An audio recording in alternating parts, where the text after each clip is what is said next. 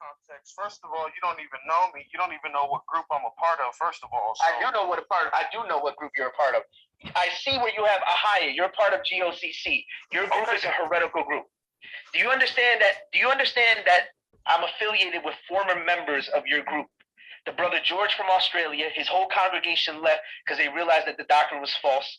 The brother Andrew from New York, who used to be a deacon in New York. The brother Nadar, who used to be the bishop, and he's a founding of Los Angeles, and he's a founding member of GOCC.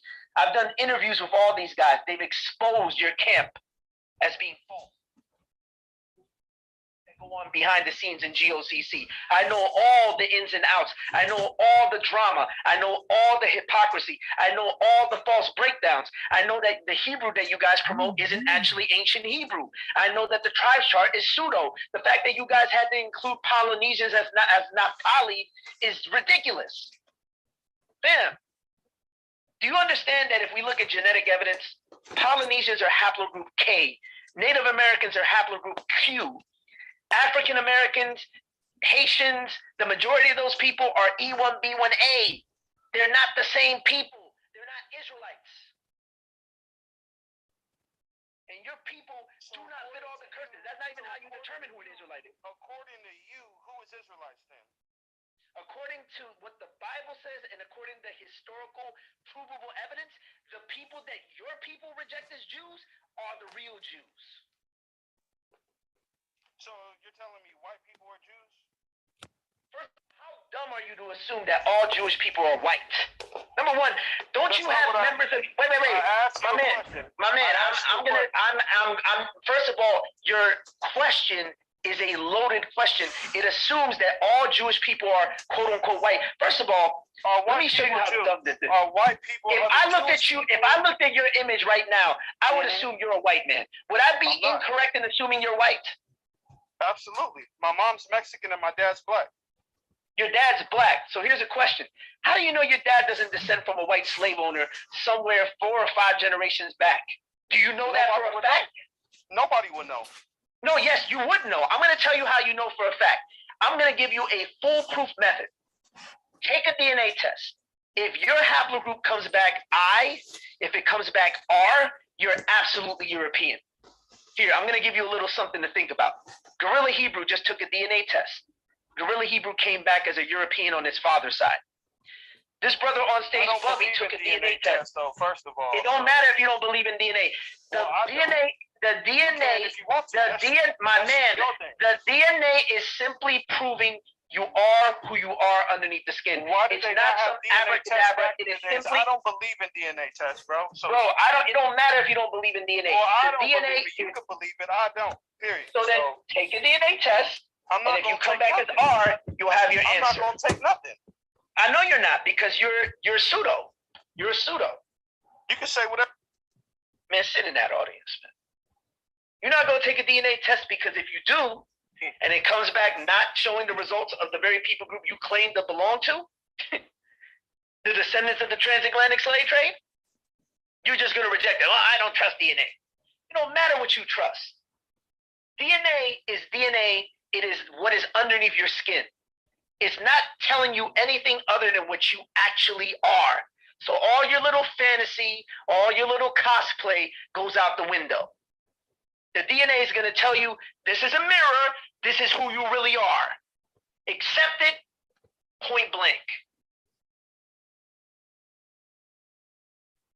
So you can take it for what it is. Excellent job, Faithful. I just wanted to say that and put that on note, and I wanted you all to hear that for yourselves. So breaking news. Yeah. So Brother Eric, listen, Monette, look at this. Folks sitting up here co-signing a bunch of liars. Right? And we've been telling folk that these people been lying the whole time. So, breaking news. In case y'all didn't know, I'm sure a lot of people I probably know right now, because it's been all oh man, across the internet, man. Phew. Listen, so as we already knew, Gorilla Hebrew exposed himself last night in that debate. Oh, don't worry, I'm not gonna be before y'all long or anything like that, because it lets you know that it doesn't pay to lie. God said, "Thou shalt not lie." And to some folk that's been added to the roster, like Nable TV and the rest of them, you shouldn't co-sign con artists and liars, even though you're a con artist yourself. But I digress on that. You really shouldn't co-sign liars. So family, the breaking news is that, well, I'm not a DNA expert, right? So maybe I should just, share it with you all so you guys can see it for yourself. I mean, for the ones who don't know. So I'm gonna take the initiative up here, and I'm gonna bring up a video. Video. A video, right? Folk love to co-sign these lying folk, these lying, tripped out people. And again, I'm not a DNA expert, but I took the time. I can read, and y'all can read. Praise God. And no, Sister Cherry Love, God said wear fringes, matches shoes, laces. I know, right? I know. Y'all are terrible in that chat. And I was like, you know what? I wasn't going to go live or anything, but I said, you know what, Father God, you know what? I should. I just, even if I don't sit before you long, and folk want to use, and these people known for lying. That's the thing, Monet. They, like Nable TV used this video from the same liars that got busted again last night, as if they so factual, right? Girl, listen. Folk quiet now, though. Listen. Well, y'all can't clean that up. Y'all just I'm listen, where your sister at? Listen. So let me get this up here. I'm just gonna put this up here, y'all, because I'm being bad today. I'm being bad. I'm sorry. I'm being a little bad today. And I figured, why not just, be too a little bit, that's it, it's okay. So I'm finna screen share this real quick for y'all, because I want y'all to see this liar get caught. And it's only 1 minute and 13 seconds, but these are this is a powerful 1 minute and 13 seconds. Here come Brother Brian. Brother Brian.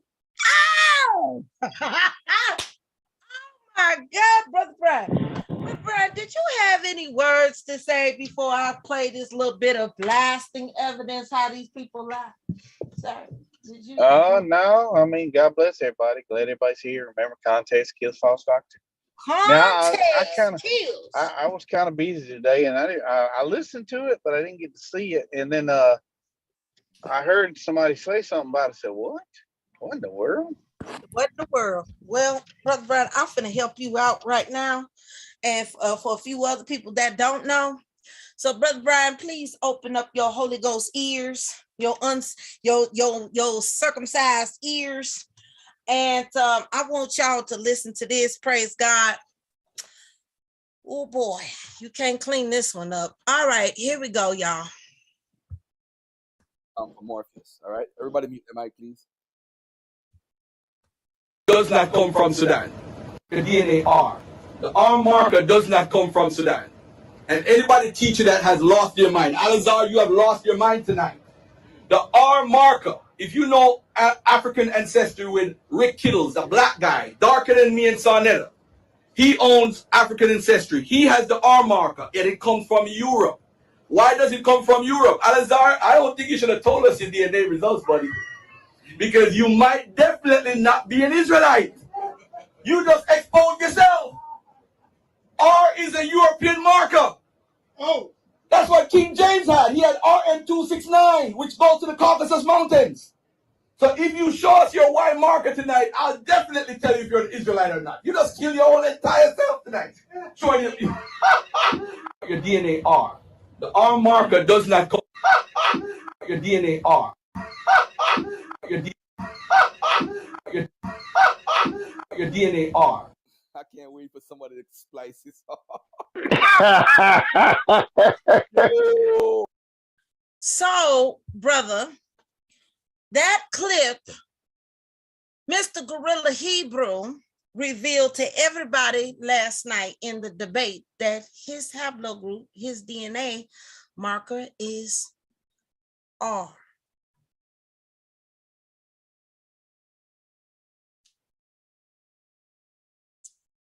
Brian is quiet, y'all. I don't know if he gonna say something, y'all. But Brian, you still there? Did you fall out? Okay. I think he's trying to process what he just heard. No, I'm here. I heard that video early. Mm-hmm. Yeah. So, Mr. It don't Gorilla, shock me. I mean, that's what I've always said. I mean, you know, what determines? I think Abu brought it out a long time ago. What determines what an Israelite is? Because it sounds like you're nothing more than just as long as you got dark skin, you're an Israelite. Don't matter what DNA you got. That part. But we know, Brother Brian, that it's more to that, right? It's more to that, right? And folk don't got a right to go around lying, right? And folk don't got a right to go around trying to co-sign a lie, right? So here's the thing. I know some of y'all are probably thinking in your mind, well, wait a minute. Hold on. All he got to do is turn to his mother. Well, he can't turn there, family, right? Because this is the same man that literally told Polite every bit of 5 years ago, maybe 4 years ago, about 5 or 6 years ago, 2016, if I'm correct, that it will be okay to kill his mother. Why? Because his mother is Caucasian. In fact, she's Irish. So he can't turn there, right? And of course, he was, the Hebrew Israelite doctrine is you are what your father is. Well, okay. All right, sir. You are what your father is. You is what your daddy is. So you definitely that are. Yep, you definitely that are. Now, listen, I'm not no racist, right? The racism comes from, Sakari and IUIC and people like Sister E and Dante, what about Fortson and, Teo, so-called wannabe ministries and, or should I say ain't got no ministry, and then, your Nable TVs. These are the people that co-sign this foolishness, right? And they run the races, they play the race baiting card very well. And not doing any actual research. Because see, again, it's not intended on their side to do real research. It's only blowing hot smoke and barking all day. Just bark, right? Until you start sounding like a chicken, right? So now, you let them bark long enough, and let them really be, because they are so puffed up in their pride and their arrogance, right? You know, just like going back down memory lane, like just like the pew situation, the pews, y'all remember what happened with the pews? Yeah, you just let them talk, right? And they love to falsify information. And so again, and I'm telling you, oh, Gorilla Hebrew, he said, I'm R, very proudly. Yeah, I got that clip too. So give me 2 seconds, right? Give me 2 seconds. I'm gonna take down my screen share and I'm gonna show y'all something. So he was proud of it? Oh, baby, he thought he Bless had his heart. Bless his little heart. He thought he had something, baby. Listen. And he just knew he just had Garfield backed up against this wall, child. Listen. And soon as he said the letter, Garfield said, what? He said, what you say? And that's when Garfield went in and and explained to Mr. Gorilla Hebrew, bro, that's sir, that's yeah, that's you know, European DNA, right? That's the European haplogroup. And so it goes to show you that these people ain't doing no real research. Okay, they playing around and they using stuff that they think they can use, you know, looking for a little buzzword and not really doing no real research. So he went up there and he said this so proudly, and he just knew that he was just confirming he was an Israelite. Well, Garfield had to take him to school, right? And this is why we are all here today. Family, take a look at your beautiful screen right now. Praise God. I got a little 20 second little clip here that's just as powerful as the first clip that I showed you from Brother Let's Get Biblical. Shout out to dear brother. I want you to hear something, right? I want you to hear out of the mouth of Gorilla Hebrew, because the other clip you heard Garfield breaking it down, explaining to Mr. Gorilla Hebrew. Now, because folks will say, well, we didn't hear him say that. Well, you're about to hear him say it now, right? So here we go. And sorry about the little echo. I didn't record it this way. It was recorded that way. I guess that's how it went down at the debate. So here we go. Because we're showing you all the summer. All right, just to let you know, because your Y DNA, I assume, is E. I don't know what it is. No, it's still B. No, what is your Y marker? R. R. It's still B. So if you're R, no. All right, cool. So now R, ladies and gentlemen, goes back to Europe for the record. No, it's right to that. All right, well, anyway, your DNA, because we're showing you all the summer. All right, just to let you know, because your Y DNA, I assume, is E. I don't know what it is. No, it's still B. No, what is your Y marker? R. R. It's still B. So if you're R, no. All right, cool. So now So he says Garfield asked him, what's your Y marker? The Y marker comes from the paternal side, your father's side. Gorilla Hebrew responds and says it's R, right? In fact, he showed it. So he can't clean this up, right? None of them can. And as I played that small little clip, right, it wasn't a clip, because actually Faithful is live in Clubhouse, just slapping these people all upside the head over there, and they over there crying right now. They over there on Faithful's Clubhouse platform, just crying. If y'all who got Clubhouse and YouTube, if you want to go back and forth, baby, by all means, do what you got to do. But they over there, well, you know, we can't go by the looks. Well, you know, I don't deal with DNA. Well, you know, bougie. Bad and so-called wannabe Hebrew Israelites, fake-alikes, bougie. No, you can't back away. Because see, y'all been riding on this little lie for about what, 53 some odd years now. And as we go along on this journey of debunking your behinds, every time you open your mouth, you lie. And every time you lie, you get caught. right? You would think that you would have learned from some years ago, or all the times that you got debunked, you would just shut up, right? You would just stop talking. Now I'm gonna play the clip one more time for you in case those who didn't catch it. I'm gonna mute myself because I know it's a small echo, but I'm gonna mute myself so you can hear it loud and clearly for yourself, right? So we won't have no little confusion up in here, okay? No excuses, all right?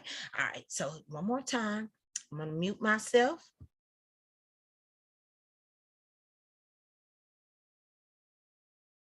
DNA, because we're showing you all the song now. All right, just to let you know, because your Y DNA, I assume, is E. I don't know what it is. No, it's still B.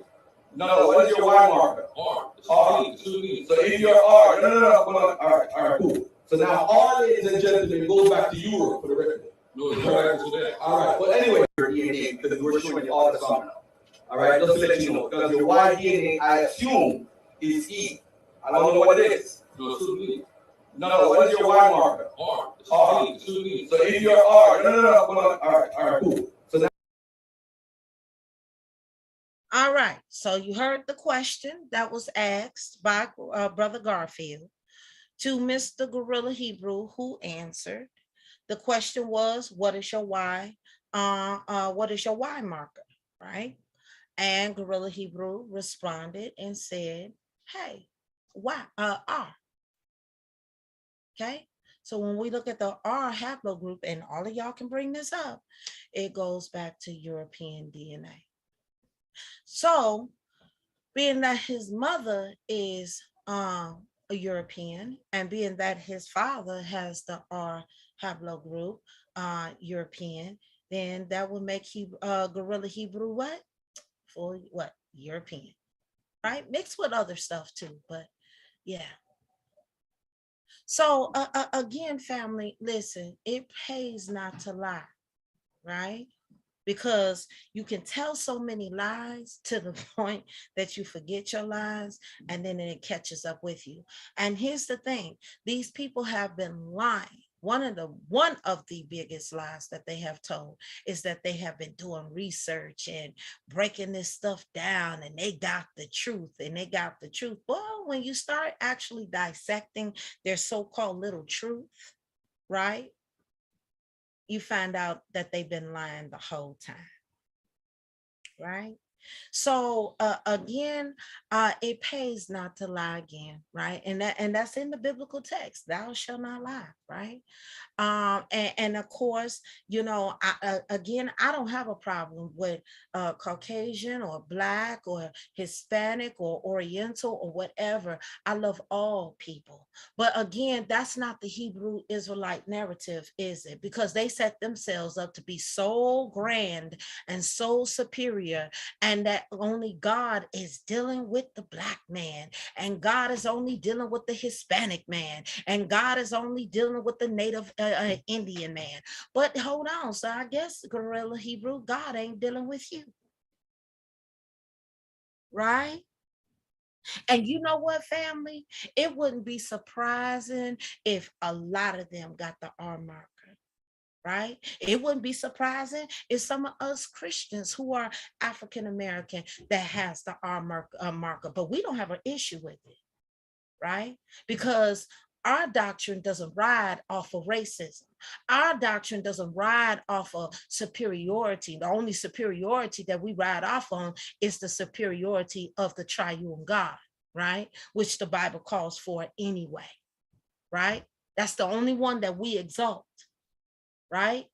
Because we see the prophets, we see the disciples, which is the apostles, we see those who bear witness to Jesus and God's mighty work, and so on and so on. They exalt the triune God, right? So Christians, real Christians, not them fake Christian Israelites now. And you know what else I got a question on, Brother Eric? Check this out. You know what? I was wondering about these so-called Christian Israelites. Who told you that you was an Israelite, number one? And number two, and how you going to attach a lie to the truth?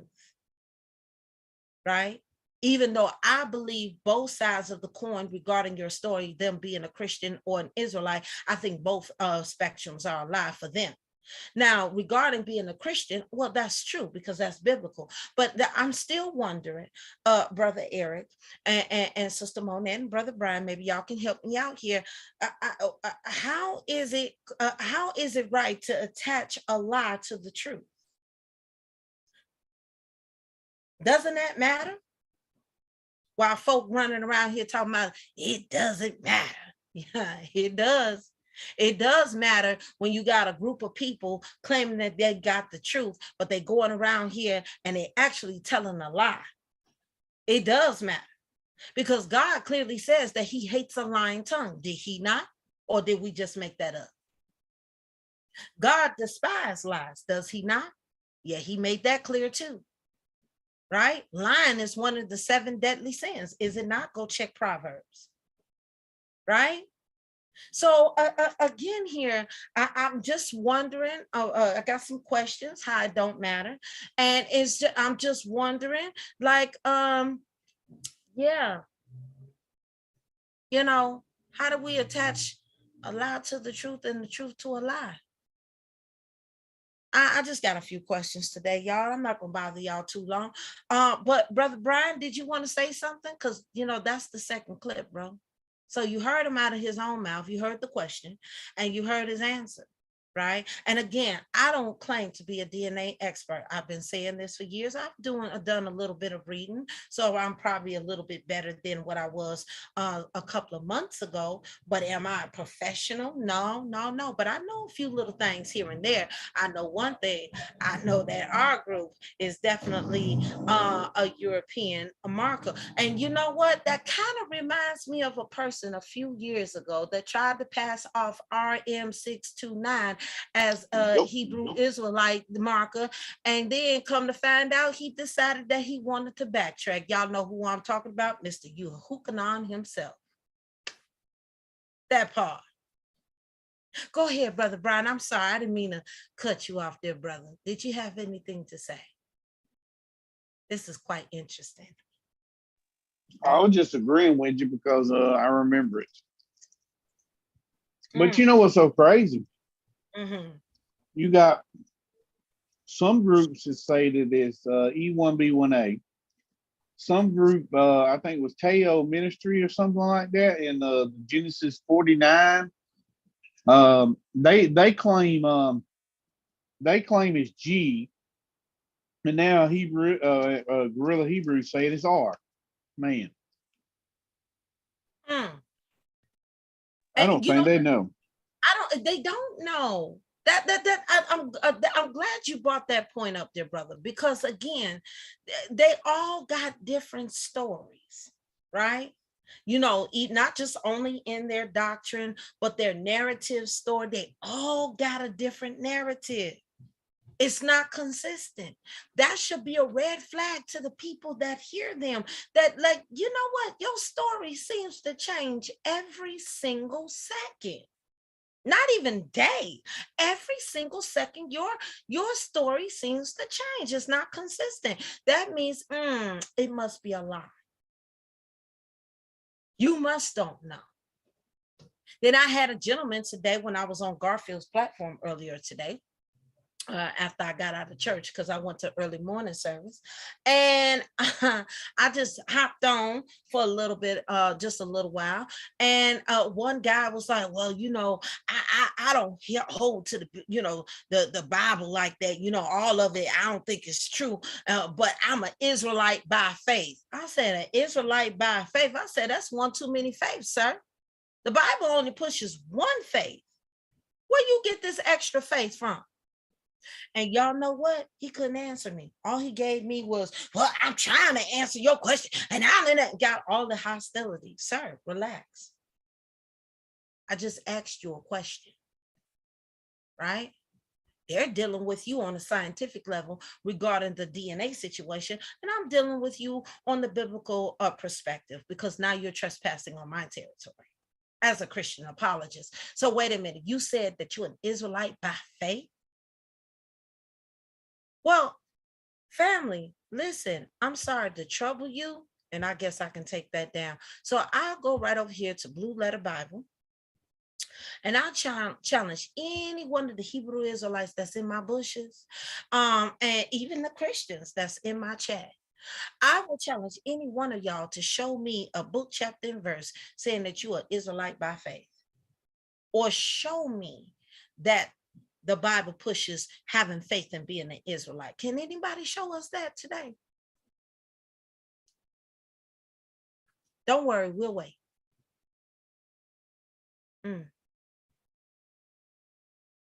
Interesting. Interesting. You know, Brother Brian, I find it very interesting, minus the body of Christ. I'm not talking to you because I know you don't ride with this here foolishness. I find it very interesting when blasting truth like this comes out, Brother Brian. You notice how quiet and silent that these heretics called the Hebrew Israelites get, sir?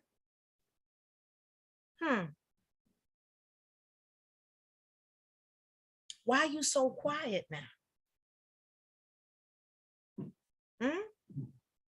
What's wrong? You can't answer? You can't back up your claims no more? I mean, it's not like you ever could, but I'm just wondering, right? All of these lies that they have told, Brother Brian, then when they get caught in a blasting lie, right? One of your boys get caught, your little cousin, or I guess, I don't know if y'all gonna claim him as your little cousin now that you done found out that he's R on both sides. So of the ticket, Ralph and Russian. So why are you so quiet?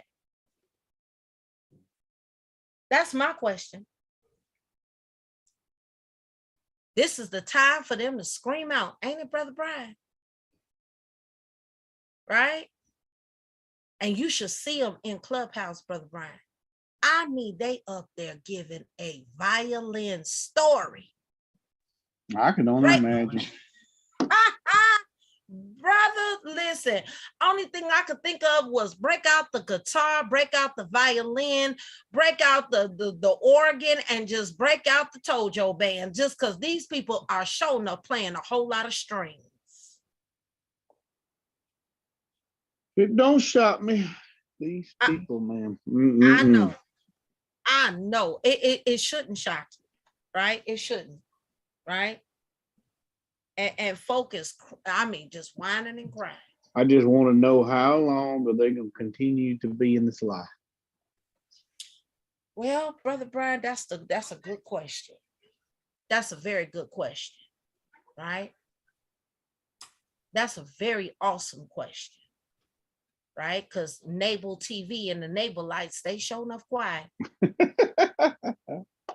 They show up quiet. This is the man that brought you the truth about cherry love, right? Brought you the truth about Brother Brian and all the rest of them Christians. They riding with racists. And y'all are a bunch of racists yourself. And then you're out here co-signing a lie. And here's the thing. We got factual evidence.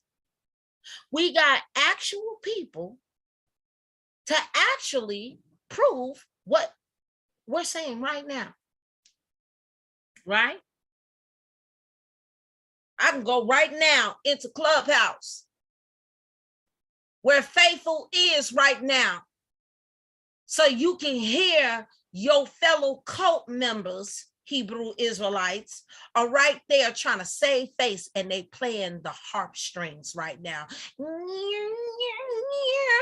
you know, I don't know.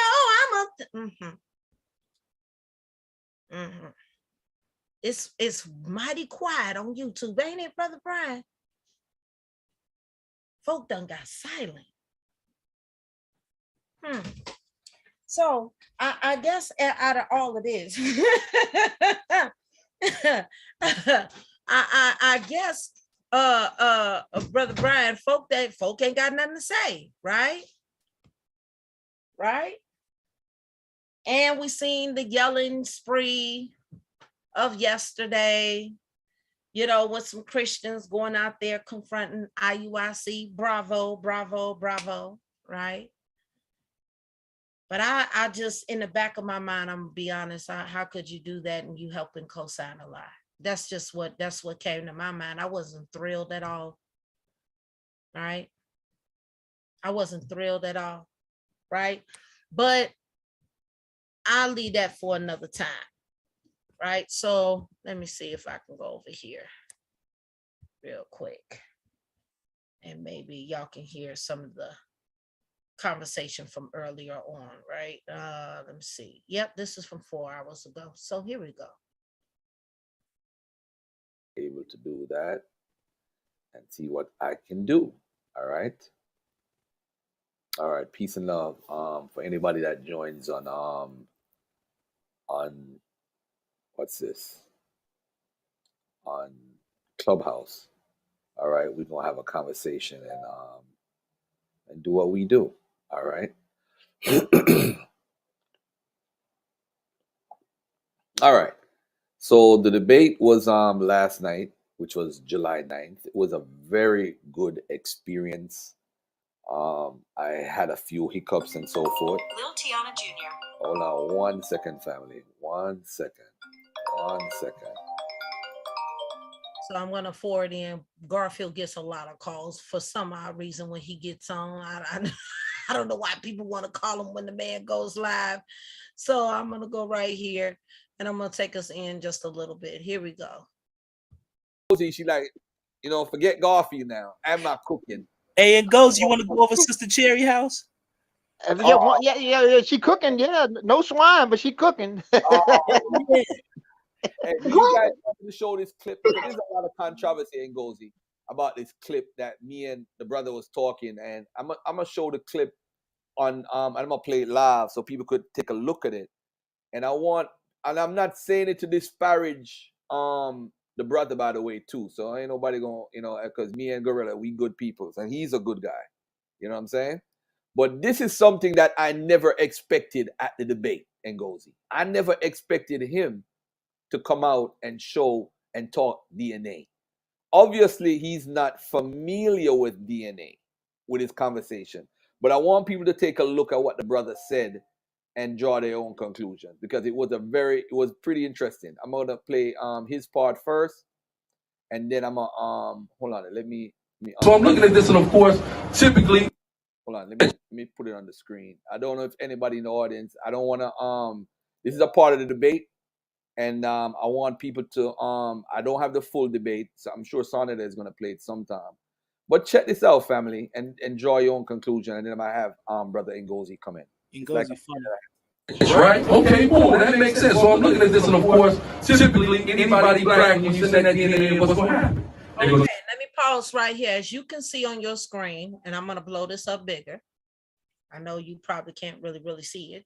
But I just want to show you right here. This is Gorilla Hebrew, and he breaks out what? His DNA, right? I think he went to 23andMe to take his DNA. And as Garfield said, that he ain't familiar at all, Brother Brian. He ain't schooled on DNA at all, right? He ain't too familiar with DNA. Right.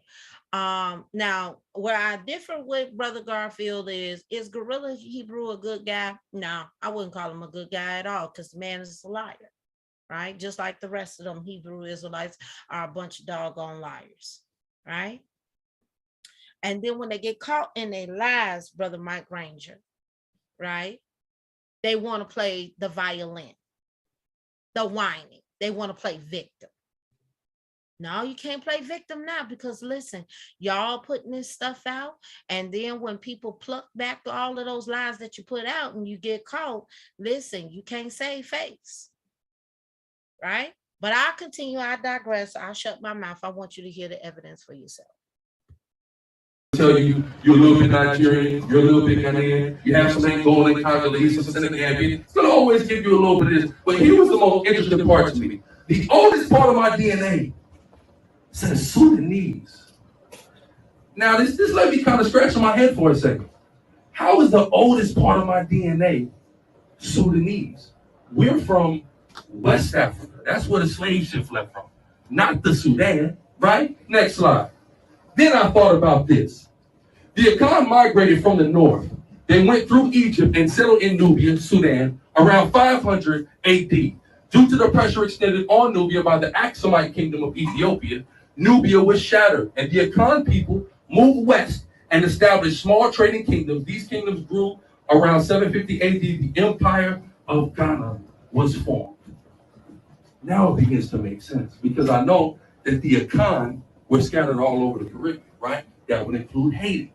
Now it makes sense as to why the oldest part of my DNA is Sudanese. Because let me pause there. Mike Ranger, I seen your comment, sir. And listen, God bless you for that comment. You said, ain't it funny how they glaze right past all the verses in the Bible that forbids messing with genealogy? Absolutely. But see, you know what? I see why God said what he said regarding what Titus 3 and 1 Timothy chapter 1, verse, I believe is verse 4 and 5. Here's my thing, dear brother. They're not reading that Bible in context. And if they did see those verses, you're right. They're glazing right by it. They're glossing over it as if it wasn't written. And see, here's the thing. They done sat out here and made a complete fool of themselves. And listen, this is what happens when you disobey God. When you done made genealogy your whole life, you done made genealogy your God, guess what? Your God just made a fool of yourself. Well, wait a minute. Don't they worship Yahweh Wishi? Yahweh Wishi is translated into what? Embarrassment. And you know what? They God of embarrassment is doing exactly what it's doing for them, embarrassing them. Any questions? And Christians have been hollering for years, don't give way to vain genealogy. Don't give way to vain talk of genealogy. Don't give way to vain talk of genealogy. Sounding like a broken record, right? Sounding like an iPod and a broken CD. Listen, you can even say skipping. Don't, but they do. They do it anyway. So let me ask you, do I feel sorry for Gorilla Hebrew and all of them and this whole situation that he? No, I don't. Because see, God told you not to do it in the first place. Right? And to the people that co-sign they lie, do I feel sorry for them right now? Absolutely not. I know that sounds cold, but it's the truth. Need I say more? That part. Let's continue. The Akan came from the Sudan to Ghana. Next slide. Now, but it says first they came. But Prempeh, what happened is he was the leader of the Asante people. And what he did. Yo, I had to go. It goes, your profile picture funny. Hold on, it goes. This is my response, family. Check this out. And anybody DNA R, the R marker does not come from Sudan. And anybody teacher that has lost their mind, Alazar, you have lost your mind tonight. The R marker, if you know African ancestry with Rick Kittles, a black guy, darker than me and Sarnetta, he owns African ancestry. He has the R marker, and it comes from Europe. Why does it come from Europe? Alazar, I don't think you should have told us your DNA results, buddy. Because you might definitely not be an Israelite. You just exposed yourself. R is a European marker. Oh, that's what King James had. He had RN269, which goes to the Caucasus Mountains. So if you show us your Y marker tonight, I'll definitely tell you if you're an Israelite or not. You just kill your whole entire self tonight. Showing you. Yo, I'm crazy, yo. That laugh, yo, that laugh would make you get up and slap somebody, yo. I was like, Hey, but you told the truth. R is not from Sudan. And some of the people that's finding out that there are in this community, there's actually an older Israelite man from Dimona, Israel, with dreads. He went to Israel and he found out that he was R. And he's trying to say that the original Israelites was R. Bottom line, say that again. Hold up, say that again. There's a African American male who was from Chicago, but he moved to Dimona, Israel. He's an older guy. I don't know his name by heart. but he found out that he was R, and he's running around here You saying talking that about Jean Baptiste? yeah, the guy with the locks, yeah, he went Yeah. to Demona Israel. He's running around here saying that the original Israelites is Oh, R. no. You talking about Ben Amin. Is that it? No, not Ben Amin. No. The other This, guy, the other this, guy that Mighty Hebrew and them rock with. That's who right. you talking about. I know who you talking about. Oh, okay. I know who you talking about. I just forgot his name, but the same folk that migrated over there to Demona. Yeah, you're right. So he found out that he was R, and now he's saying that the original Israelites was R, and everybody that's E is Canaanites. So they are, and then the two twin Hebrews, they found that they was G, and they're saying that the original Israelites was G. So they're trying. You can't play this genetic game with belief.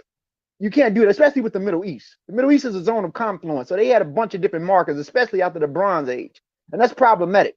Now, I'm glad he brought up that point, because if you reflect back some time ago, they story changed then, right? A few months ago, actually last year, when I played the clip when Mr. Teo, decided to, I think it was Jacoby or one of them, decided to cuss out Orthodox more, right? And they was trying to say the E-clad haplogroup. Then they tried to use documentation to flip off the G haplogroup, and now they trying to flip off what? The R haplogroup.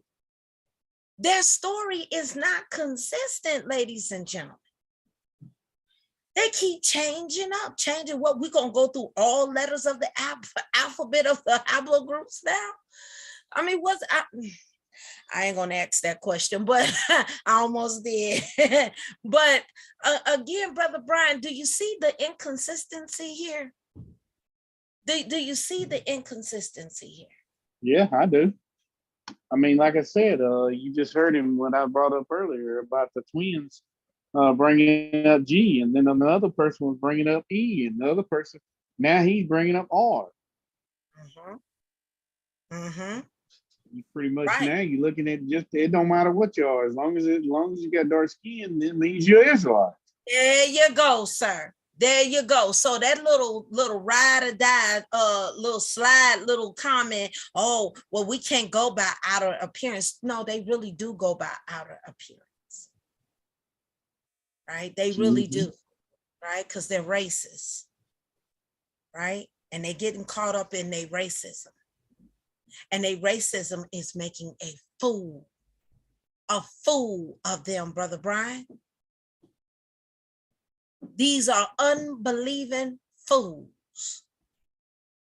Talking about the Hebrew Israelites. They are unbelieving fools. Right? And I just wish more and more people will see right through them, Brother Brian. That's the problem. That's the problem. Oh, you should see them in Clubhouse right now. They in there just whining and crying and whining. I don't feel sorry for them. I don't. But I'll to each his own. Here we go. But the thing is that you got a lot of R's now. They found out they are, and they're trying to promote this bullshit. And a lot of that shit comes from Clyde Winters, who's also a pseudo. Clyde Winters promoted that R came from Africa because he found out that he was R. But they don't know how to delineate what clade of R. Because I just sent you that too, Garfield, the Clyde Winters. A lot of the African clades of R crossed through Gibraltar into North Africa, probably around 8,000 years ago, and made it to Central Africa around 6,500 years ago. So this R1BA2 or R1BV88, which is another nomenclature that they use in labeling, that actually also descends from out of Europe, and it's a brother clade to M269. But the thing about that is that V88 escaped from the Near East or the Black Sea. I'm sorry, not the Near East, but the Black Sea area, going past Central Asia and going towards the Black Sea near the Caucasus before crossing over, before the Yemenis even came in. So you found the basal root of it with Villabrana man that was found in Italy. And Villabrana goes back 13,000 years. And then you found this VA8 at Basel, the root of it, amongst Sardinian hunter-gatherers that was in Southern Europe before it crossed into North Africa. So that clade that they're trying to play with, they're trying to say that that R is the R that's in Africa, but it's not. And even that R in Africa came from ancient Europe. You get what I'm trying to say? So they're trying to play games with the R. While you're talking, I'm gonna put up the Wikipedia showing where the people come from and all that. And Ngozi because this is what he does. He even just confirmed what we just said, that they are playing games now with the R letter, right? First it was, what was it? The E haplo group. Then they tried to do the G haplo group. They really didn't want to mess with J too much. And then now they want to mess with the R haplo group, right? By the time all of this is done, we're going to go through every letter through the alphabet that there is. That part. Right? But I digress. I want Now, you I'm just curious, where did he get the R from? It's from his dad's side, right? Yes, sir. Where's his dad originally supposedly from? Haiti? Yeah, well, that makes sense because a lot of the Europeans were in the islands, because Right, even Brother the Spanish, the Dutch, the French, the Great Britain, all of them were in them islands. That makes sense. That's right. That's right. You're absolutely correct, Brother Brian. And see, and this is what I'm talking about. Like you so ain't the Haitians supposed to be the Levitical priests according to their stupid 12 tribe chart? Oh, this is terrible. This is That's terrible. the reason I never figure out why a lot of them try to put the Latinos in the group, the 12 tribe, when the majority of they're mixed with European too, especially Spaniards and Dutch. Absolutely. But you know what, Brother Brian? We talk about that in this conversation. We actually talk a little bit about that in this conversation. And it wasn't me that brought it up. It was actually the other brothers on the panel that actually brings this up, right? They actually bring that point up. And this is exactly what, listen, don't believe my words. Don't believe what I'm saying. Believe the video. Believe what you're hearing. Okay, what you're gonna hear, right? Shout out to Garfield, shout out to 93, shout out to Ngozi, right?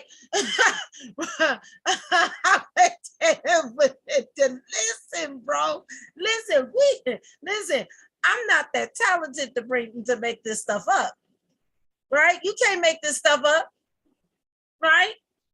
But y'all hearing it for yourself. So I'm just going to turn it over to y'all. And don't believe what Cherry Love say. Believe the video that Garfield made. Right? All right. Here we go. So you could keep talking. So yeah, so the R clade that they try to play with is R1B-V88, and that's a whole nother clade of R. They're both R1B, but it's a whole nother clade of R than the Northwestern European R1B M269. And here's the thing, that R1B M269 came from the Yemenayas, who were the first Indo-European speakers and came into Europe with horses as they crossed through, the Black Sea or that portion of Asia before crossing into Europe, going through Eastern Europe and then dominating over all the old Neolithic farmers that was lingering around. And those Neolithic farmers before them dominated over the Mesolithic Europeans. And those Mesolithic Europeans were remnants of the early Homo sapiens that was in Europe from the Cro-Magnon population that was up there. When you start looking at Cheddar Man, who was a remnant of I, and Labrana Man that was found in Spain, he was CV20. You get all those dark-skinned Europeans that died out, got hit by the Neolithic farmers that expanded from Anatolia. And then after that, those farmers, they turned around and got hit by the population that came through the Black Sea and brought horses there, those pastoralists that brought R1B M269 and the Indo-European language. But another clade of R was lingering in Europe before M269 got there. And that's what the Africans had that crossed through the Mediterranean and then hit North Africa. And it's the reason why the ancient Egyptians on the wall depict some of those Libyan people with fair skin and blue eyes. Because here's the thing, a lot of the modern day Berbers, EM81, that's a late mutation of E1B1B. It probably developed around 2,000 to 4,000 years ago. A lot of those pictures of the Libyans that the Egyptians show with red hair goes back 5,000 years or sometimes earlier, which lets you know that a lot of those Libyans are early Berbers in that portion of Africa came, and I'm postulating, was probably R1B-V88. before it went south. And we can't look at a population today and say, well, how is it that it comes from white men and people are dark skinned? It's a lot of African Americans. 40% of us are R1B M269. And a lot of us African Americans paternally come from British men or any type of Northwestern European, whether it's British, whether it's Irish or whatever. A lot of us don't look like our great grandfathers. Rick Kittles. Or even Rick Kittles. He also has the same Northwestern European marker. So with him coming from Asari Imhotep as well. Oh yeah, bro, you bringing them all up. So yeah, so question about that. With the European connection, do we have the ability to say whether it's recent or not? Because a lot of us have European in the last 500 years. That's more. Absolutely.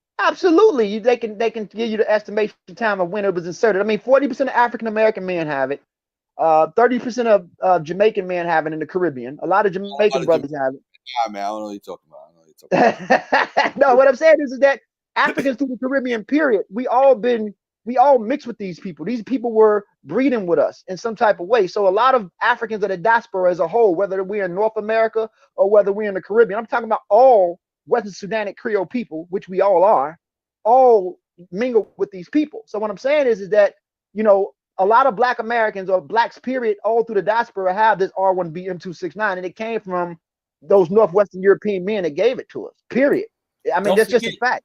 Don't forget to hit on that V88 and that back migration, because we don't know what clade the brother might be. So he's M269. They can try to play, even if they try to play games with the nomenclature. You have other ways to say the nomenclature. They're M269. On average, could you break that down though, just in case, because there are people who regard that as an African marker and they disregard the origins. Can you break that down? How it came to be? Well, if you look into the articles, you can. Now, hold on before I let him go ahead and break that down wonderfully like he did earlier on today. We got a question right here. Hold on, let me go and find it. Let me see, dear brother, can you post that question again? Let me see. Let me find your question. Where was it? Right, here you go. I have a good question. According to Sakari, this is from Brother AC. According to Sakari, shouldn't Gorilla Hebrew get ready to be slave in the kingdom? Well, according to their doctrine, yeah. Yeah. Yes, sir. I don't need to exegete that. Brother Brian don't need to exegete that, right? See, it ain't fun. It ain't funny when the rabbit got the gun, right? It ain't no more fun when the rabbit got the gun. So I don't know how he gonna work this out, but I'm gonna tell you, yeah. According to that question, to answer your question, AC, yes. The answer is yes, according to their doctrine. What a shame. What a shame. Right? All the people that he claimed that he gonna enslave, well, I guess you're gonna enslave yourself, sir. That's why God don't listen. It's dangerous to co-sign God's name or sign God's name to something that he didn't say. This is terrible. This is flip mode. Right? That's why I said it ain't fun. It ain't no more fun when the rabbit got the gun, is it? All right, come on, Ngozi. Keep on breaking this down. Clearly see that the basal root of R1B-VA8 was found in pre-Sardinian farmers. I mean, pre-Sardinian hunter-gatherers. It was in those areas first. And then if you look at Villabrana man was carried, he was more of the basal root of V88 and M269 in kinship, not saying he gave rise to it. So what I'm saying is that if you look down at the phylogenetic tree and go down, you can clearly see where it comes from. But at root, the most basal of V88 was found in pre-Sardinian hunter-gatherers. So it was found in the Mediterranean or southern portions of Europe first before you start to find the later downstreams of it going into the continent of Africa. At what time period would they have back migrated? Do they have any idea? Probably around 6,500 years ago or 7,000 years ago, before it even went down. They probably made it to Chad as it went down from North Africa all to Chad. It probably made it to Chad around 4,000 years ago. But if you look at those men today, they look nothing like the population that they descend from paternally. Just like when you look at within these lesser generations, within 200 years in America, a lot of Black Americans look nothing like the paternal marker that they descend from. All Black Americans are not African, or they don't come from sub-Saharan Africans paternally. Autosomally, they may be highly sub-Saharan African, but paternally, some of these cats is descended from Northwestern Europeans. What about Nas? Nas is another one. He's haplogroup I. You know what I'm saying? It's a lot of African Americans who have. What about Martin Luther King? Martin Luther King, even Marcus Garvey. They have non-African paternally. Don't do Garfield. Don't do Garfield channel like that. OG's turning pseudo today, man. Leave the Jamaicans out of this. Yeah, we Benjamin. So hey, Ngozi, does that make sense why Martin Luther King was making them phone calls they was recording? Y'all funny. Y'all funny, yo. Yo, this is just part of our story. But I'm here to say that it does not come from Sudan. It's not from Sudan. You know, and for anybody to play that game is a problem. And Clyde Winters was one of the first to start that, talking about R came from Sudan. It does not come from Sudan. It don't. Not at all. Oh, okay. What would be his motives for saying something like that? You have any idea? I mean, he's trying to legitimize his point as an Israelite. But the thing is that when you get into genetics, no, I'm talking about Clyde Winters, because he found out he was R, and he know that some of these African Americans have it, so he's trying to find his point in Africa to make himself feel like he's fully African. And the point is that you try to play these games with genetics and theology, and it gets problematic because the people in the Middle East. This is a zone of confluence, like Dr. Nancy Job taught us, you know, a long time ago. These people had all types of markers. You know, at the root, we found the Natufians, and the Natufians was a mixed population. They come from the pre-Arab groups who come from the basal Eurasians that split from early North Africans. Then they come from the population that inserted haplogroup E into those people from North Africa. And they were 10% hunter-gatherers that were related to those Anatolian farmers before they became farmers. So they were also mixed as well. Well, you know what, Ngozi? Mm-hmm. You know what I learned? I don't give a damn what color they were. What Garfield needs to understand is the people, the Natufians was E.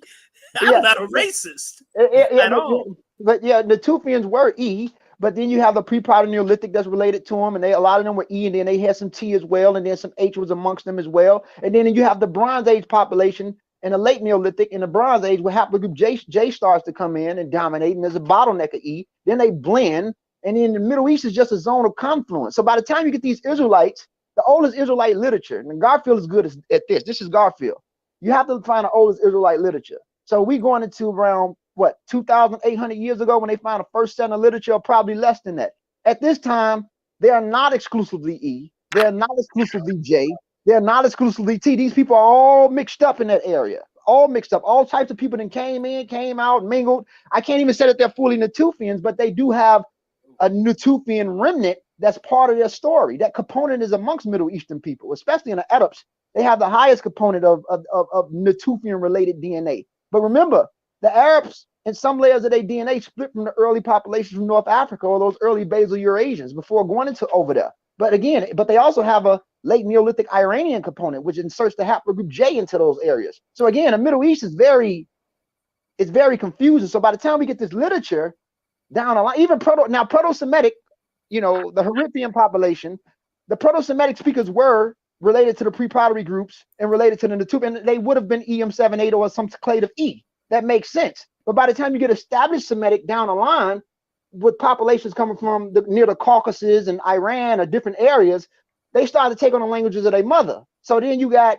Ugaritic and Canaan, or what we know as Palestine today, and you have the Akkadian language that forms over there in the eastern part of northern Iraq or northern Mesopotamia. Then you have those other late streams of Semitic that starts to form. So by the time these later streams start to form, they all types of shit. So by the time you get the Hebrew literature and with the chronology of timeline, no one can say exclusively what these people are, and that kills the specialness of whatever the Israelite is, because Israelites is just as human as everybody else. There is no specialness to this shit. You get what I'm saying? And if you know, you can also, and you got to fight for haplogroup T, because that's the lesser paternal marker that's amongst the population data. So again, I do apologize about the language that came from Ngozi. This is off of Garfield's channel. But here's the thing: actually, all that what Ngozi is explaining if you look at the Bible narrative regarding what the Israelite population at that time, the ancient Israelites, it goes back to confirm what we've been saying, that Israel was a mixed multitude. There is no pure bloodline as they're trying to push. It's a lie, ladies and gentlemen, right? And even DNA is actually proving the Bible's narrative, and I guess you could say the Bible is proving the DNA narrative, what came out.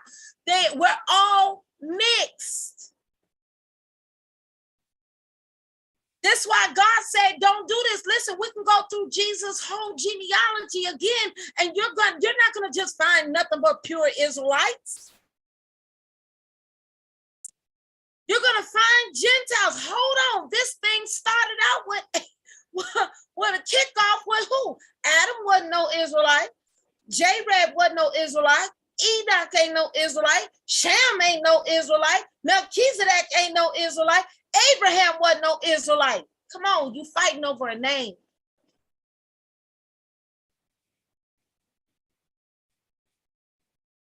They lying. Right? And then when you start looking at the mamas in Jesus' genealogy, oh, it gets worse. It gets worse. So where's the pure bloodline, Brother Brian? Where is it at? Because see, even on the scientific side, which Ngozi is explaining to you, they were all these ancient people are mixed up. What are you really fighting over? But I digress. I could be wrong. I know I'm not. But hey, you hear it for yourself. Don't believe what I'm saying. Believe the evidence that's being presented to you. Right? What you say, Minister Chris? You said, so since the 400-year prophecy failed, y'all changed it to 479. And Sister Squishy, I don't know who that is, but they pop in and out of various chats. I don't bother that person. They be making jokes. I don't know what to do about that. Brother Eric, that failed prophecy made by Joseph Smith concerning the Native Americans being Israelites were debunked many years ago. The Black Hebrew Israelites are suppressing that information, and yes, and they trying to resurrect that lie.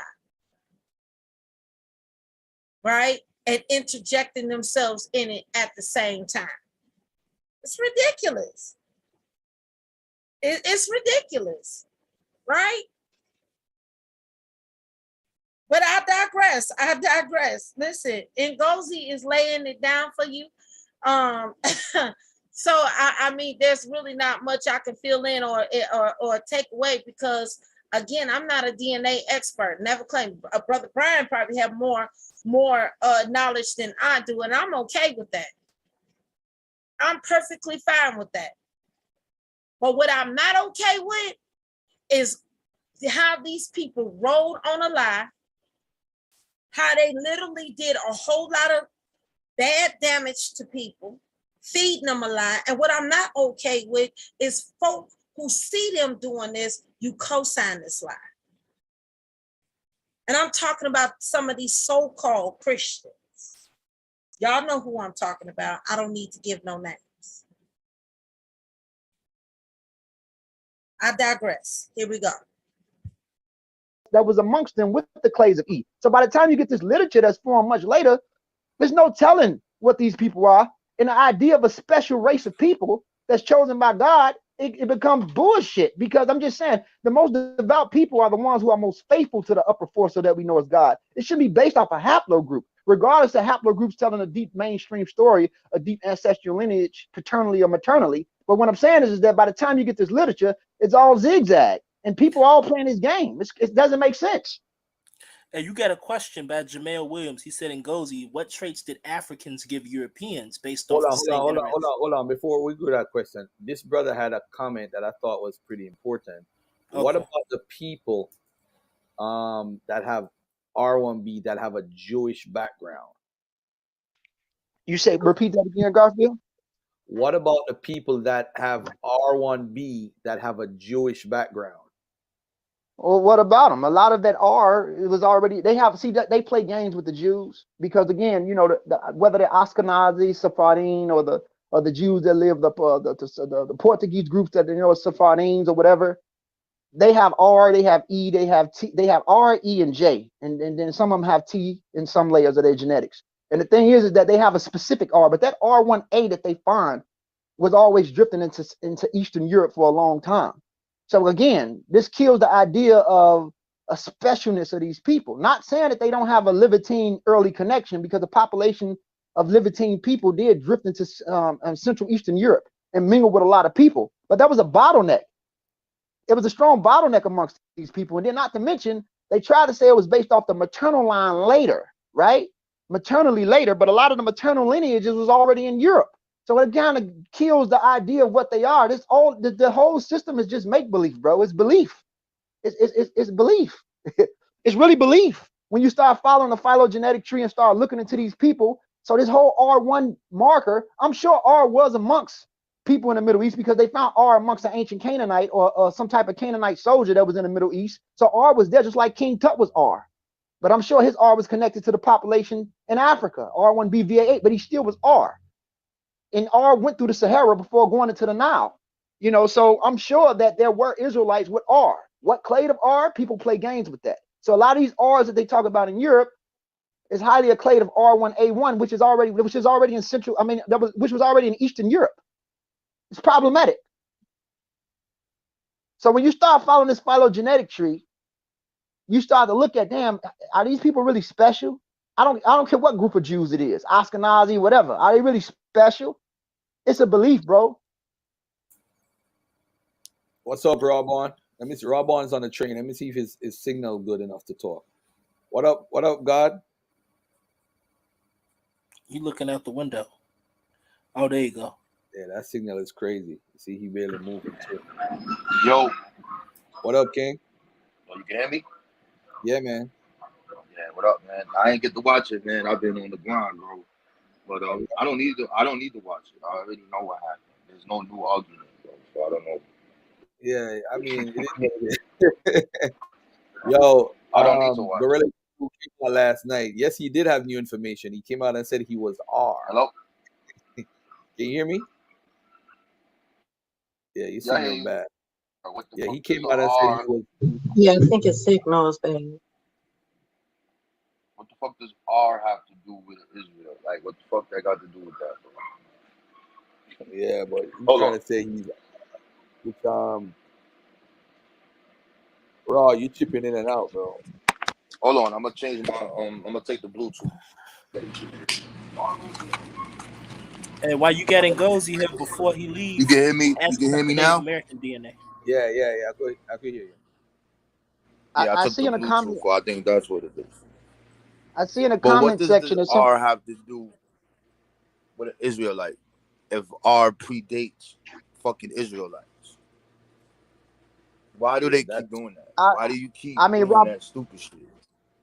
Robon, you actually on point. To be honest with you, most of these haplogroups predate Israelites. Again, we have to find the oldest Israelite literature in the text. But these haplogroups were already in existence before a lot of our ethnic groups. Hell, my clade of E1B1A exists before Yoruba then, even though it's common amongst them. Right. Yoruba is actually new. These ethnic groups are new. The haplogroups predate all this shit. Right. So, you know, and this is the thing that I always have with James, and they make this argument, and what's his name? The other one, Jeshu, Japu, whatever his name is, Puba. They always make this argument, and I'm like, yo, bro, multiple cultures and ethnicities exist on a haplogroup line. You have no unique fucking genetic marker, bro. And matter of fact, there is no genetic marker of a Jew. And I'm keep saying that shit. I mean, unless you doing that crazy shit they do with the Kohen, that retarded shit. Go ahead. You believe that they got the DNA of Aaron? Good luck. The Samaritan population their cohene is E. EM78 is a subclade. The Ashkenazis, their cohene is J1C3. That's what I'm saying. It's all a bullshit game that everybody's playing. And then I just seen Like somebody like in the comment. like I just watch seen. this. Watch Mhm. this. And Gozy, what if we do this, right? Check it out.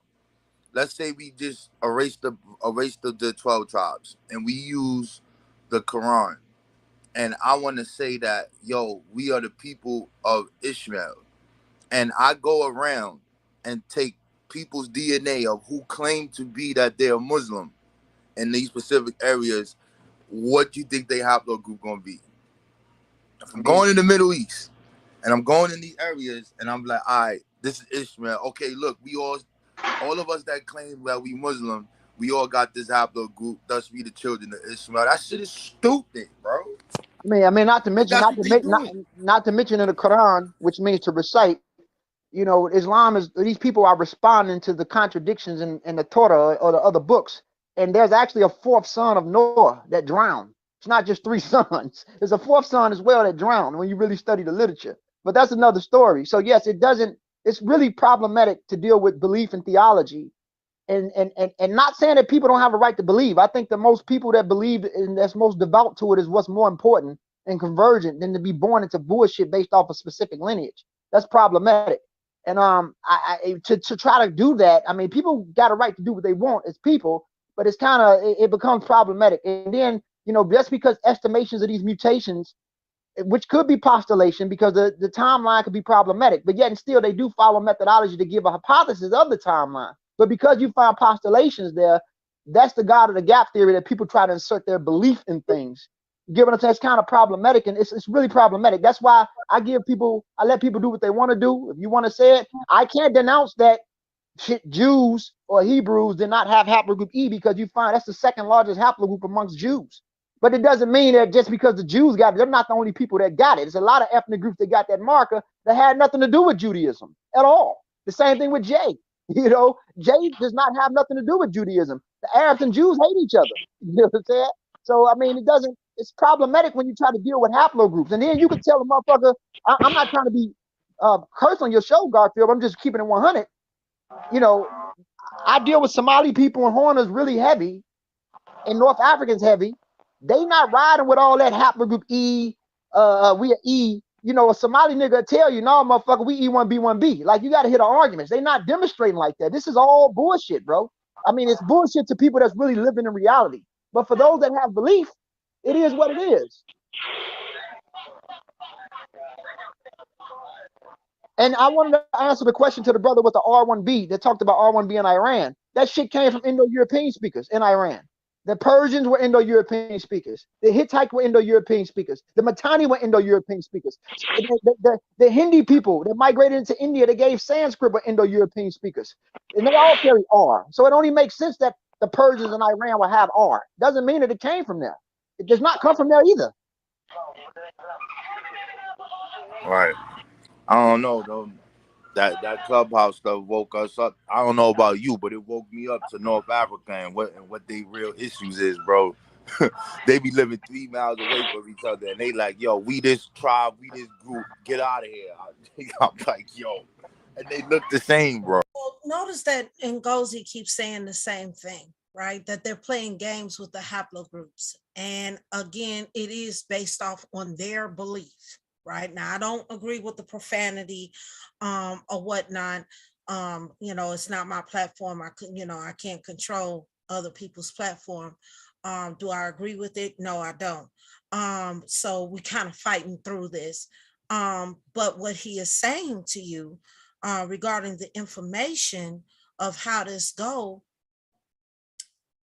I can't take that away from him. I can't. Right. And he's right when he says that they're playing games with the haplogroups. Their story is constantly changing. First it was E, then it was G, now it's R. I mean, again, we can't get a consistency, and we already know why, because the whole thing was founded on a lie.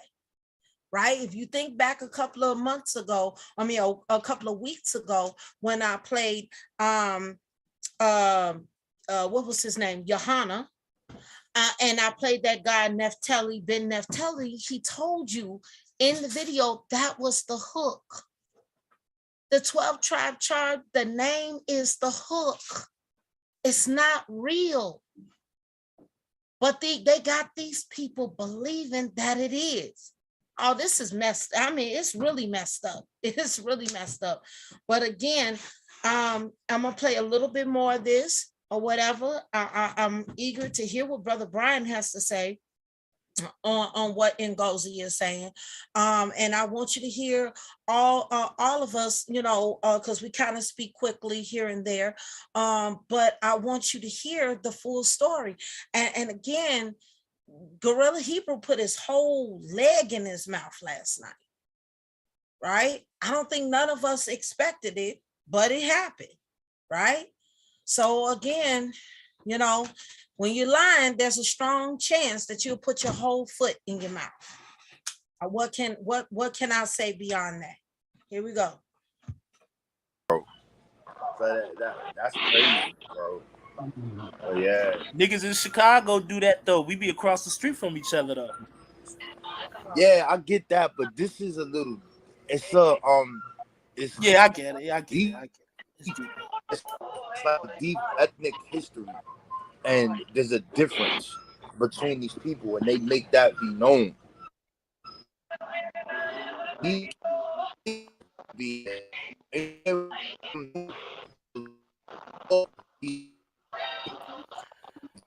You chipping out, Rabon.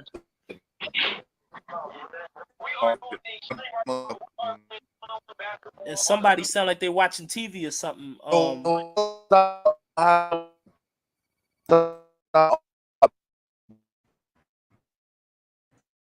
I see my man Shlomo in the building. He got up from a long night. What's up, Shlomo? If you want to come up, you could come up. He's on Clubhouse. Hold on a second. Everybody's stuff messing up. Everybody's stuff messing up. Damn, it goes and dropped off. Yeah. Garfield, if you got paid for that debate, you a hitman, yo. I gotta watch the debate. I really gotta watch the debate because I know how I am. And hey, as I tell people, Fortune was on the phone with me watching it. I hate to hear myself talk. I can't tell, nigga. I can't tell. This nigga love hearing himself. Hey, Garfield, you know what? I watched that debate. It's kind of hard because it's like you was charging in the battle when the nigga blew his own brains out before you got to him. Mm-hmm. It's like you was going to him. I'm a white man. Now let me that's it. Let me stop. Let me stop. No, it was a decent debate though. It was a decent debate. Man, I gotta watch it, man. I missed it, man. I gotta watch that, man. Peace, everybody. Yo, I gotta watch it. I'm gonna go play it probably Friday night. But, I hope so, man. I gotta see it. Oh, but then again, I don't even have to. I'm only gonna watch it for entertainment because I already know what happened. And by the way, everybody in the audience was a Hebrew Israelite, except I won't count Sonetta, except the sister that drove from Delaware when I went to Umar. She's the lady that I went to go see down there, who was trying to put me on to see what Umar was doing with the school. When I went to Delaware that time, right? When I videotaped being at Umar, she came. It was one person clapping for you, bro. That's her. I'm telling you, it's her. Oh, okay. Oh, that's a real sister, you know? But after the second round, everybody started clapping for me. You're going to see it in the debate. There was all standoffish, but once the information started to come out, courtesy of my brother Fortune and some other people, you know? And don't add me out like that, man. Them niggas gonna be trying to strike my channel. Oh man. Hey, the Most High was against you too that night. At least they got tried. He was trying to get your PowerPoint all messed up, and man, you know, the idea of the story or the mythical story of Goliath, who was a Philistine. The Philistine people are the sea people. They came from Crete. A lot of them niggas had R. So these are Mediterranean motherfuckers that come from the Crete area, going to Israel 3,000 years ago, whatever. According to the Egyptians, they were fighting the sea people 3,000 some years ago. So these sea people already had R as well, clays of R. You get what I'm trying to say? So who when they go into the Mediterranean, what markers did they have before mixing with Central Eastern Europeans? So of course some of them would have had clays of R, some of them would have had E, a lot of them would have had J. You know, J comes in the Bronze Age. There's all types of shit going up there. And then when they go up there, they're mingling with cousin populations already, because R was already in Central Eastern Europe. R was already in the Mediterranean at a high percentage. You get what I'm saying? And some E was lingering around the Mediterranean, and also some J from the Anatolian farmers. The J2 was already in Greece, already in the Balkans. EV13 already crossed the Mediterranean from the Balkans, from North Africa a long time ago. So I'm just trying to say, like, what's going on? Really? Let me play this No, real Rosie, what you're saying is 100% facts. It's the same thing we've been telling these crazy people for years, is that people have been mixed for a long time. There's no such thing as a pure bloodline like they're trying to push. So everything that you said was 100% factual. We told them this years ago, bro. Hey, let me play this video real quick. Let me play this real quick for Morpheus. All right, everybody mute the mic, please. Does not come from Sudan. The DNA R. The R marker does not come from Sudan. And anybody teacher that has lost their mind, Alizar, you have lost your mind tonight. The R marker, if you know African ancestry with Rick Kittles, a black guy, darker than me and Sarnetta, he owns African ancestry. He has the R marker, and it comes from Europe. Why does it come from Europe? Alizar, I don't think you should have told us your DNA results, buddy. Because you might definitely not be an Israelite. You just exposed yourself. R is a European marker. Oh, that's what King James had. He had RM269, which goes to the Caucasus Mountains. So if you show us your Y marker tonight, I'll definitely tell you if you're an Israelite or not. You just kill your whole entire self tonight. Showing you your DNA R. The R marker does not come. Your DNA R.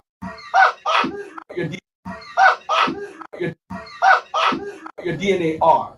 I can't wait for somebody to explain. And of course, that was Garfield being funny. So here's the thing, family. Again, he did expose himself that night, right? And again, as I responded to Ngozi, right, minus the cussing, he's right. Right. And we've been telling them this for years. What have we been telling them from a biblical perspective, right? That the Bible shows that Israel was a mixed multitude.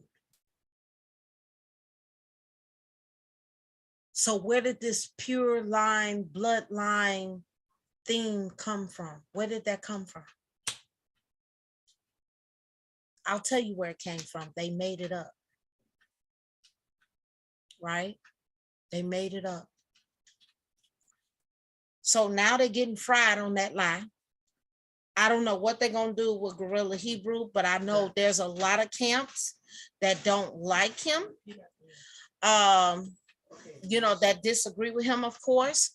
So you already know it's about to go down. It's going down now. It's all on Facebook. It's even, I even checked, I was even told, not only Clubhouse, it's on Twitter, it's on this clip right here is on every social media that I think that you're familiar with. Right? So again, family, it pays not to lie. It really does. I know that we're, you know, again, I'm not, again, I'll say I'm not a DNA expert, but I do know a little bit. Brother Brian probably knows a little bit more than I do, so he knows a little bit more. You know, I've heard Kevin G, I've heard G-Con speak about this stuff, and I can imagine what they have to say, right? Mm-hmm. Could you imagine what I wish Kevin G was here tonight, boy. I can just imagine but Brother Brian, you have a little bit more experience than I do. Like, how bad is this, bro? I know that's a rhetorical question, a stupid question, but how bad is this that he admitted this, bro? It's just, I mean, I don't know how to put it any nicer. He's just ignorance. It just shows his pure ignorance. That's all it is. I mean, I don't really know everything about the DNA stuff, but I mean, I only know what people tell me and what I hear, repeat what other people said. Other than that, that's it. And I just know that he don't. It's the same thing we've always said from the get go. They try to change the DNA to make it fit them, but the problem is everybody. And I can't remember who it was, but there's one group that says it's I. So I mean, I can't remember who said it, but it was I. But there's all different kinds of groups saying it's different things. Oh, they said I. I've heard that before, and I don't remember who said it, but I've heard it before. Wow. So I mean, you got to think. I mean, if it's G or if it's E or if it's I, they don't know. It proves to me more and more every day that they don't know what they're talking about. There you go. There you go. And they speaking to you all as if they do know what they talking about, and they don't. How they teaching something that they don't know nothing about? I mean, we asking legit questions. We're not being mean, but you know, he got up there and exposed himself, and I say praise be to God. I'm glad he did. Right? I don't feel sorry for him at all. I don't. And and listen, family, I'll say it again. Right? I'll say it again. You know, folk quiet. Right? Folk quiet. That's why I push not to, it pays not to push racism, right? And it pays not to co-sign it, right? Because see, now you got to play cover up. Now you got to play clean up. Like, how we going to clean this up? We roll with these people. How we going to clean this up before the people? Yeah, you clean this up today, and then you'll be cleaning up something else tomorrow. It just pays not to it pays not to roll with the lie in the first place. Right? It just pays not to ride with the lie in the first place. To save yourself the massive headache, the massive embarrassment. But it is what it is, right? We can't force them. They made their choice. Now you paying the consequence. I don't feel sorry for you. To those who are in the bushes, to those who follow this junk, I don't feel sorry for you. I don't pity you one bit, right? You deserve exactly all of this embarrassment. You deserve it, right? Because you're doing stuff that you have no business doing. God gave us the message that he wanted us to teach. The gospel salvation message. But no, that's not good enough for these people, Brother Brian. We got to stick genealogy with it. Okay, all right, fine. Now look where they got you. And the thing about it, if the DNA don't get them such share, the history is about to tear them all to pieces. Oh yeah, oh yeah. I sent you a couple things today in your messenger. Two of them showed that their history don't even match. Do you know okay? We know about the Kitos Wars. We know about the Bar Kokhba revolt. What about the last Samaritan revolt that was done in was it 300 and something AD? You see what I sent you in your messenger? Yeah. Look at your messenger. Okay. I'm going to it now. Hold on. I shared it with you today. Oh, okay, I see it. Yes, I see it. You talking about this light Christianity? Islam was originally hetero. Go up one. Go up. Jewish one. revolt against Constantius Gallus. Ah, okay. 351 to 352. Okay, hold on. Hold on, give me a second. All right. Give me a second. I'll go and grab that. As soon as this thing decides to act right. All right. Okay. Remember, I think it was Let's Get Biblical said it. Here's another one too. When you look at that one, you can get a timeline. Okay. Remember, Let's Get Biblical. I think is when it said it. Get them on the timeline. Yeah. Yeah. Because they don't know. They still believe in 70 AD is the final revolt. Yeah, but not. But it wasn't. It was more wars after the fact. Yep. That's the reason I gave you that one. But also I gave you the Jewish timeline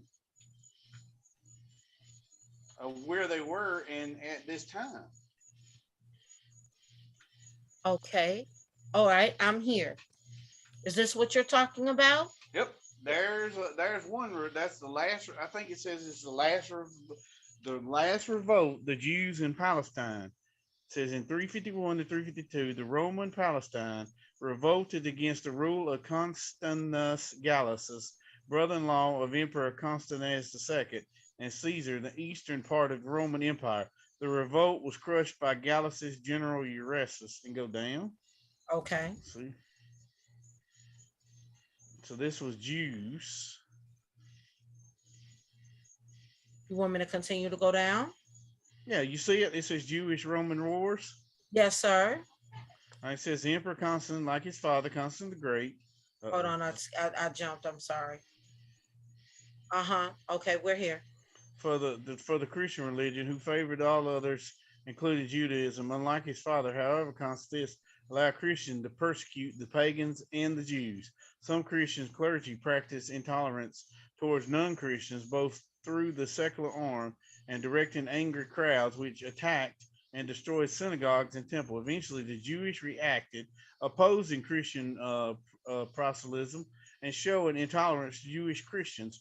Fiery sermons preached in synagogues against Edom were in fact directed against those Romans who, after removing the Jews' political independence, were now repressing their religion. So they fought back. Wow. All right. Wow. Then I gave you another one, timeline. Okay.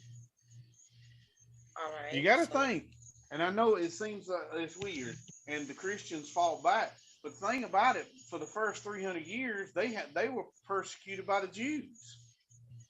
Yes, they were. Because the Roman Empire allowed Judaism. Okay, I'm looking for this timeline. I don't see. You think you can It's in send the it back to me? chat, and it's in the back chat in here. Oh, in here. Okay.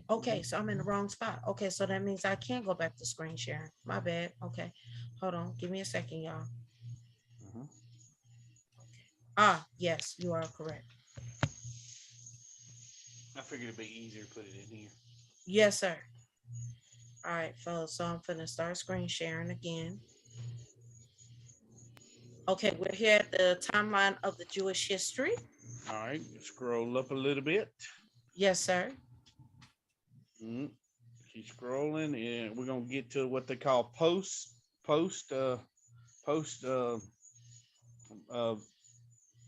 biblical. Scroll down. Okay. Because this is all biblical. Okay. All right, so yeah, this is all biblical. All right. There we go. All right. So post-biblical. Now we in the BC, 332 BC. Alexander the Great conquered Phoenicia and Gaza. Okay. 332 BCE, according to Josephus, Alexander visited Judea and seeks out the high priest Jadis. He shows Alexander the prophecy of Alexander on life conquest found in the book of Daniel. This story is considered apocryphal and created centuries later, perhaps in the early Hasmonean period. Then we go down to 167 to 140 BCE, the Maccabean revolt with the Seleucid Empire and Judas Maccabees result in the victory of the installation of the Hanukkah holiday. 150 to 100, 150 BCE to 100 AD. I don't like saying CE, I like saying AD. I'm used to that. So at some point during the era of the Tanakh Hebrew Bible is finalized and canonized. Jewish religious work that there was explicitly written after the time of Ezra were not canonized, although many became popular among many people of the groups of the Jews. Later work that were included in Greek translation of the Bible, the Septuagint, becomes known as the Dual Canonical books. Okay, so now we're marching on down, right? So this is still dealing with Bible time, Brother Brian. This is still Well, the reason they say not Bible time is because there was nothing written during this time. Okay, got you. Okay, so now we're between 140 and 63 BC. Let's say excuse me, you all. The Hasmonean dynasty rules Judea. The Hasmonean kingdom expands outward to Idumea, Samaria, Perea, Galilee, and Galilee due to the weakness and dissolution within the Seleucid Empire. 63 BCE, Pompey lay siege to an entire temple. Judea became a client kingdom of the Roman Empire. So now we're into 4 BC to 4 BC, 40 BC to 4 BC. Herod the Great appointed king of the Jews by the Roman Senate, replacing, oh, look at that. Okay. But going on, I'm sorry, y'all. So now we're into the 1st century, right? That's Samaria. The province of the Roman Judea, 6 CE, created the merging of Judea proper, Samaria, and Idumea. 10 AD, Hillel the Elder, considered the greatest Torah sage, dies, leading the dominance of the Shemaiah till 30 AD.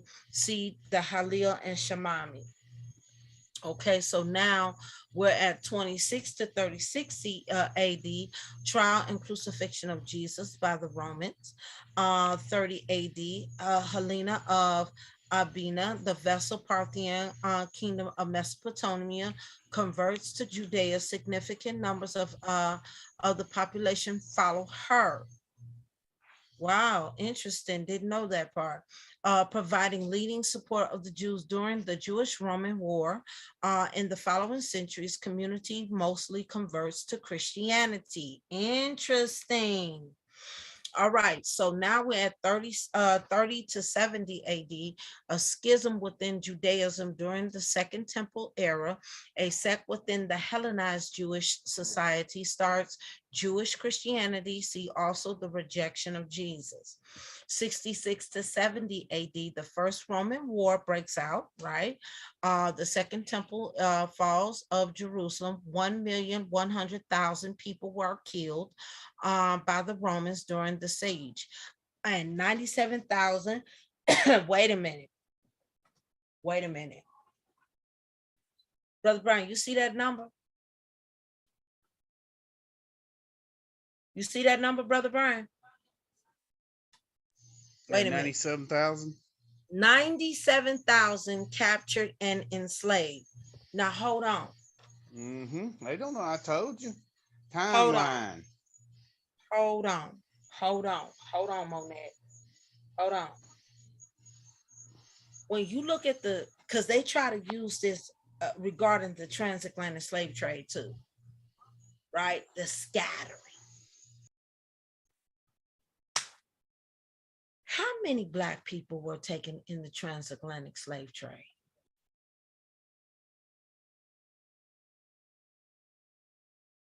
It was more than 97,000. More.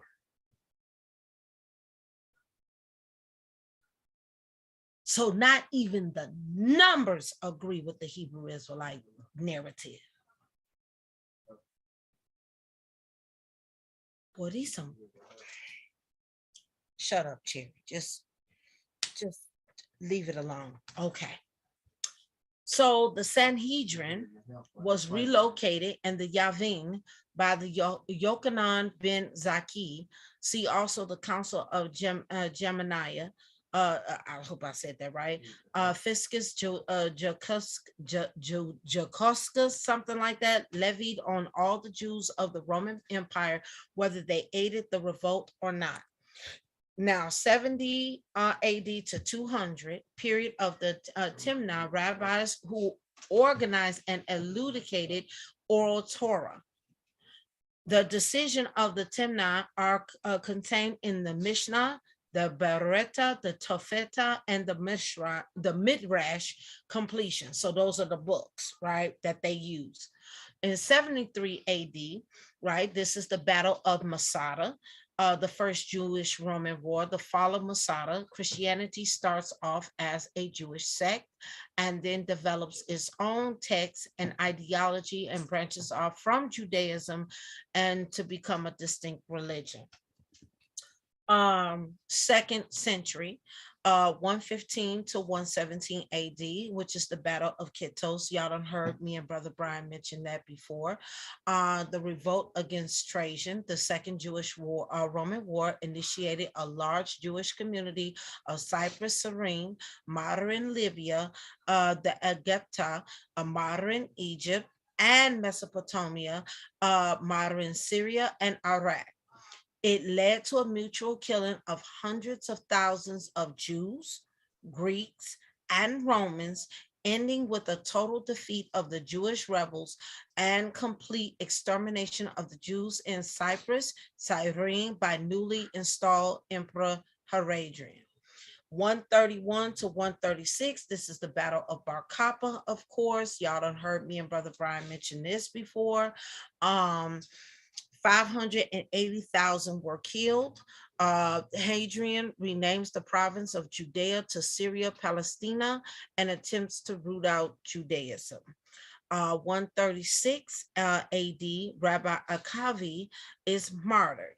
138 AD, with Emperor Hadrian's death, the persecution of the Jews within the Roman Empire is eased, and Jews are allowed to visit Jerusalem. Wait a minute. Brother Brian, what? I see it. I'm telling you, their timeline does not exist. What? Yeah, they don't tell you all this stuff because they don't know. So the Jews are allowed to go back to Jerusalem and visit Jerusalem on Tishna B'Av. Y'all look at y'all screen. Yep. But I thought they're supposed to be migrating over there to the West Point of Africa.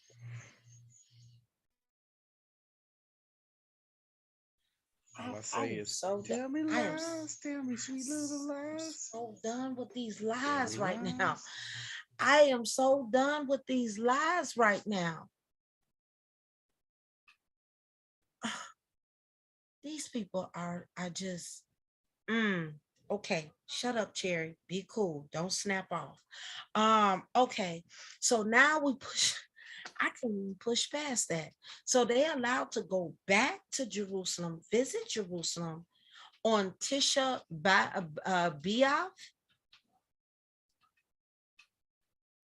I didn't know that. And in the following century, the Jewish center moves to Galilee.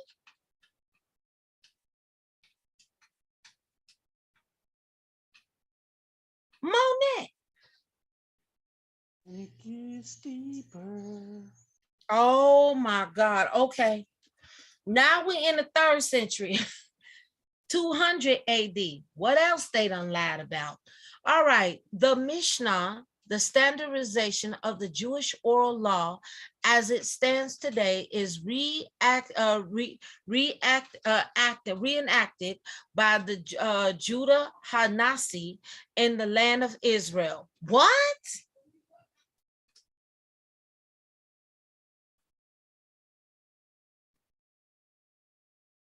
What?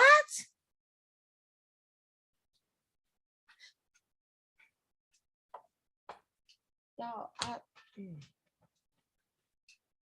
oh boy. 259 AD, Nerahadi in Babylonian destroyed by the Pomeranians, which destruction caused the widespread dispersion of the Jews in the region. Oh, really? Brother Brian, what you got me up here reading? I told you, I'm telling you. What I'm telling you, I'm gonna repeat what I think it was Let's Get Biblical said a long time ago. Figure out the timeline. Figure out the timeline. Timeline. Eric said, y'all stop all that reading. Hey, he's the one that said the timeline. Oh my God. Timeline. Oh my goodness, this is terrible. Oh my God. So in 220 to 500 AD, the period of the Amorim, the rabbi of the Talmud, okay? The 4th century, 315 to 337 AD, Roman Emperor Constantine the First enacts new restrictive legislation. Conversion of Christians to Judaism is outlawed. What? Conversion of Christians to Judaism is outlawed. Okay. Congregations for religious services are curtailed, but Jews are also allowed to enter Jerusalem on the anniversary of the temple's destruction. Wait a minute. Wait a minute. So wait a minute, Brother Brian. Tell me lies, tell me sweet little lies. Tell me lies. I told you they don't know this timeline. We'll say it again.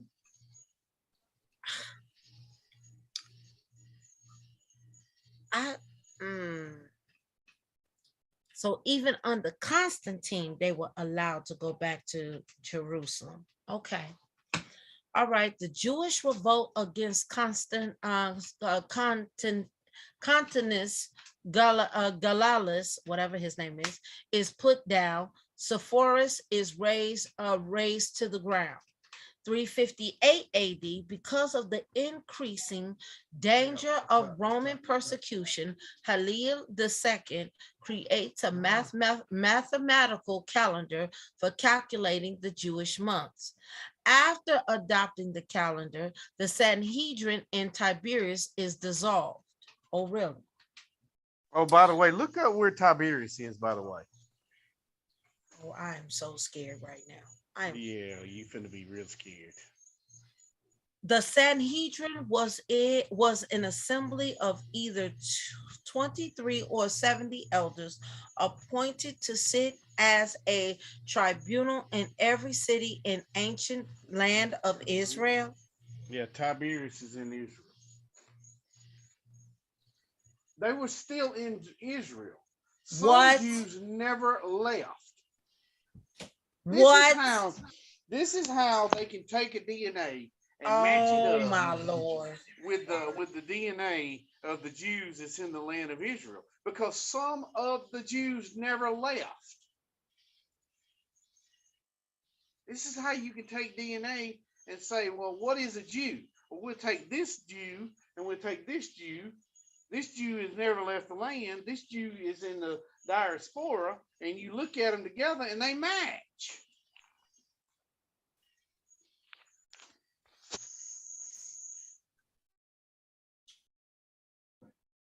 I feel like hollering right now. I really do. I'm just trying to keep my cool right now.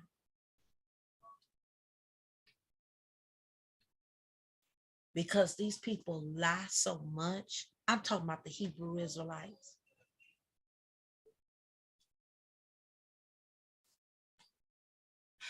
I'm going to be cool. 361 to 363 AD. The last pagan Roman emperor, Julian, allows the Jews to return to the holy Jerusalem, which you have for many years longed to see rebuilt. and to rebuild the second temple shortly after emperor is assassinated, and the plan is dissolved. So wait a minute, we talking about from 70 AD to almost 4th century. We in the 3rd century, late 3rd century, and they were allowed to go back to Jerusalem. We got Jews still in the land at the end of the 3rd century.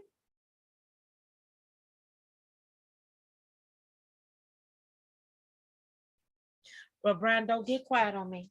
Don't do that. Don't do that.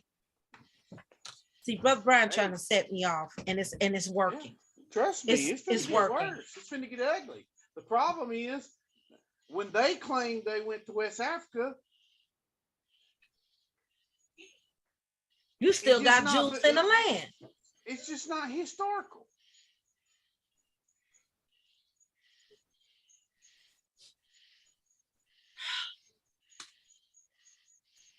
Oh my God.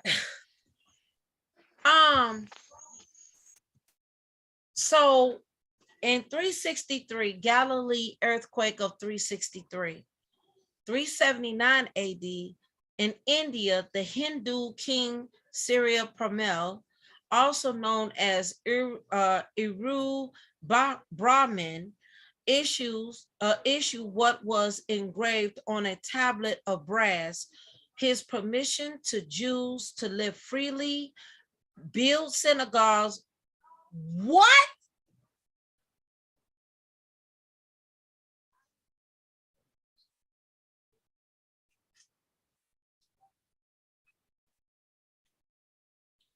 I gotta get up and walk.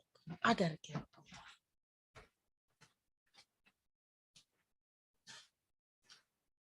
walk. Wait till you read the next one. Talk to them, Brother Brian, for 2 seconds. I need to throw water on my face. I mean, look, it's very simple. If you're gonna create a lie, at least learn the facts first. Some of your crackers. Don't just make up stuff inside your head and start telling everybody you're Israel and then create your own timeline. And then when it don't match, you looking going, you done it now. It gets worse. The problem is when I say this, everybody knew where the Jews went. They went into the Roman Empire.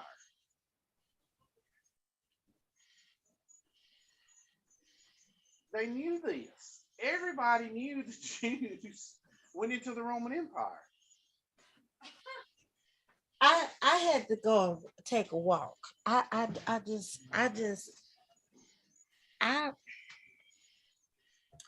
So we got the Hindu king giving permission to the Jews to live freely and build synagogues on property without conditions attached, and as long as the world and the moon exist.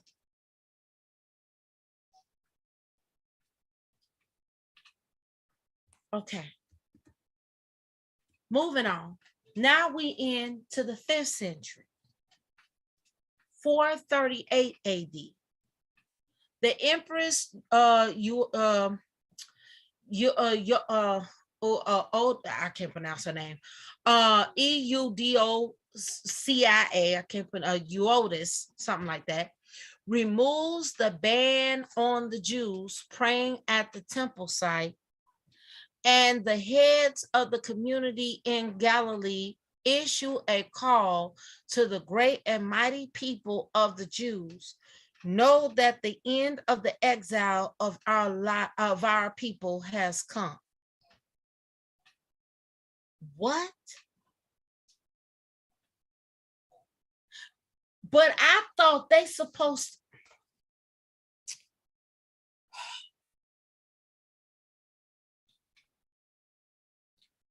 I'm just messed up right now. So now in 450 AD, we got the redaction of the Jerusalem Talmud, right? So they create that. 6th century, 500 to 523 AD, Joseph Daoud Noas, king of the Hamarite kingdom, modern Yemen, converting to Judaism, upgrading existing Yemenese Jewish center. His kingdom falls in a war against Anaxim and the Christians. In 550 AD, the main redaction of the Babylonian Talmud is complete under the Rabbi Ravina and Ashi. To the lesser degree, the text continues to be modified for the next 200 years. In 550 to 700 AD, the period of the Savarim, the sage in Persia, who put the Talmud in its final form. Oh, interesting. Okay. So wait a minute. If they in captivity and they over there in the West Point of Africa, how they working on this Talmud?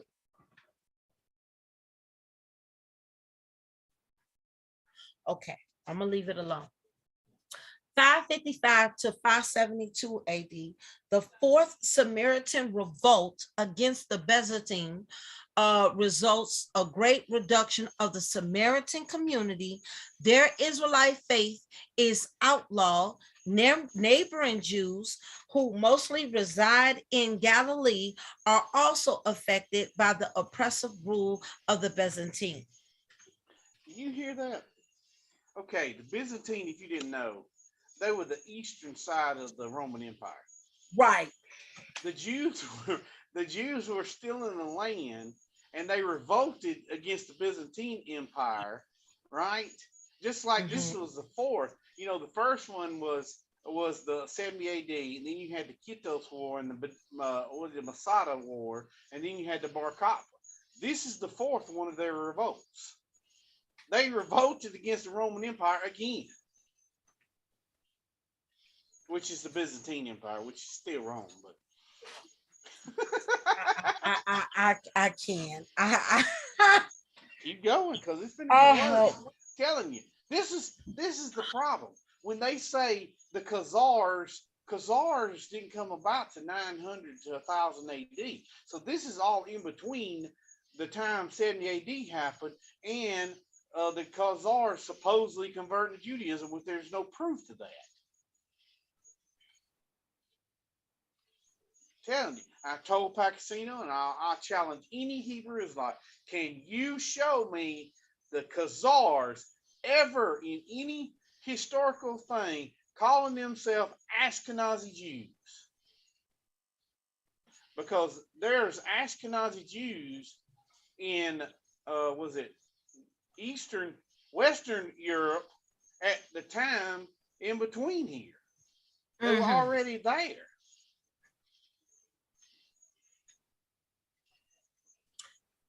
So now we enter the 7th century. 610 to 628 AD, the Jews of Galilee, led by Benjamin of Tiberias, gained an autonomy in Jerusalem after revolting against Hercules, whatever his name is, as a joint military campaign with allied Sassanid Empire under the Khazari II and Jewish militia from Persia, but are subsequently massacred. So now we got another revolt. 612 AD, Sisabat, king of the Visigoths, forced his Jewish subjects to convert to Christianity. In 7th century. All right, here we go. This is going to knock some socks off. The rise and the domination of Islam among largely pagan Arabs in the Arabian Peninsula result in almost complete removal and conversion of the ancient Jewish communities there and sack of the Levant from the hands of the Byzantine. I am so done right now. Brother Brian, please don't do this to me. This is why the history is so dull through here. It's because you're looking at the wrong history. You're looking at Western history with the Byzantine and the European.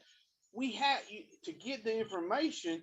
You got to go to Islamic sources, and Islamic sources, Muhammad, and then some of his sources says that he was dealing with Jews. He got his information, and I said that read what I gave you in your messenger. I gave you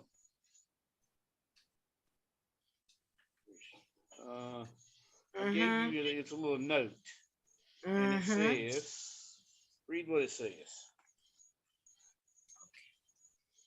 You see it? Like Christianity? Yeah, like Christianity. The first line. Islam was originally a heterodox movement within Judaism, which diverged to the point where it became a separate religion and then rapidly developed its own dynamic and characteristics. But The hold Jewish up, right here. Hold up, pause just a second. I want you to think about that. He says, like Christianity rose out of Judaism and grew. Well, he's saying Islam came out of Judaism and grew to its own religion. Oh my God.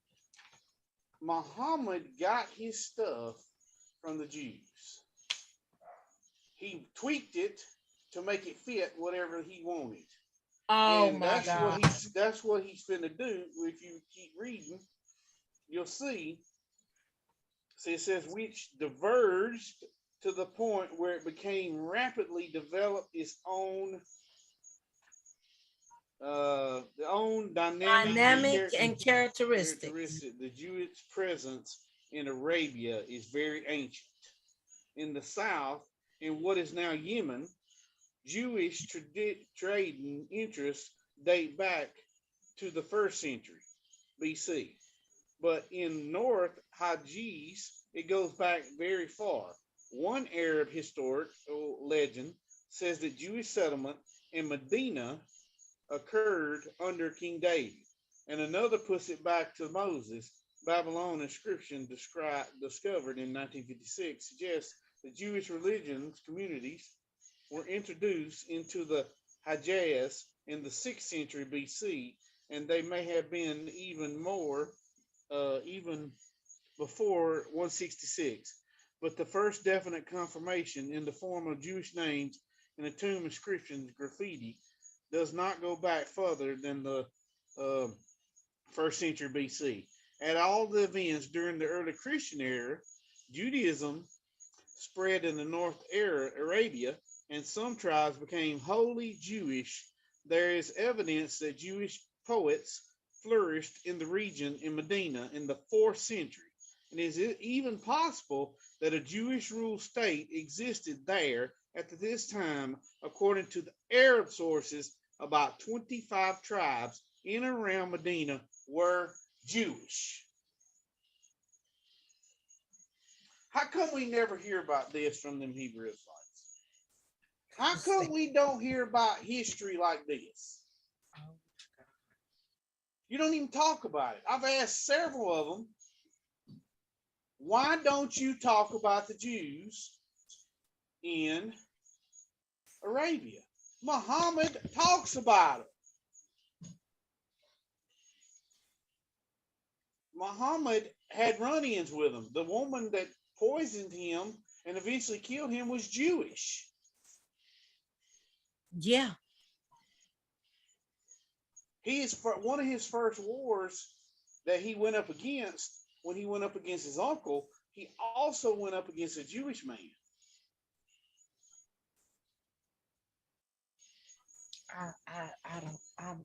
I mean, it was on his tongue. It was on his tongue when he says the people of the book, the Christians and the Jews.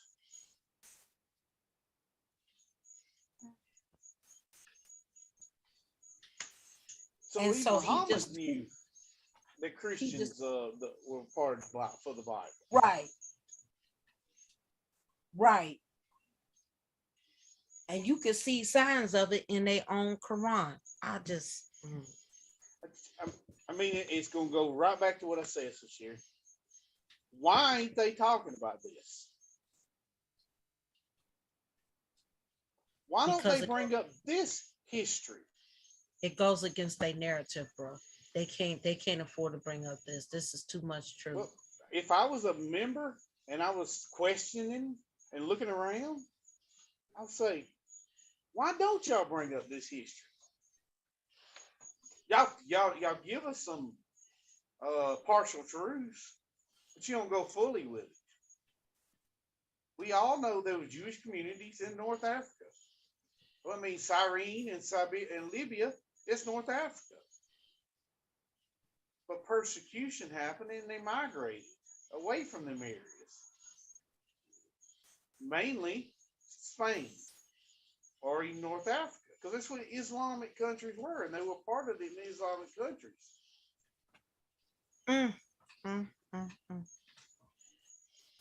And it just gets worse.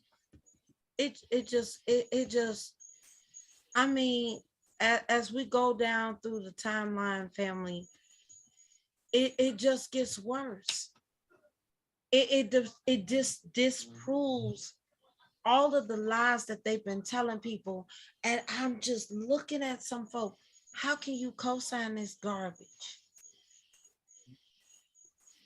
Something is wrong with a person that is co-signing a lie.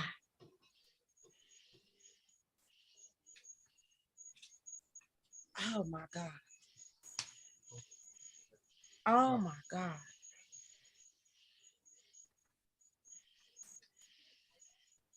Brother Brian, you just I don't even know what to do with this. That's why I said that early AD period is very important to study. It just shuts down a lot of lies. So what do we do with this, family? Do we just explain this away?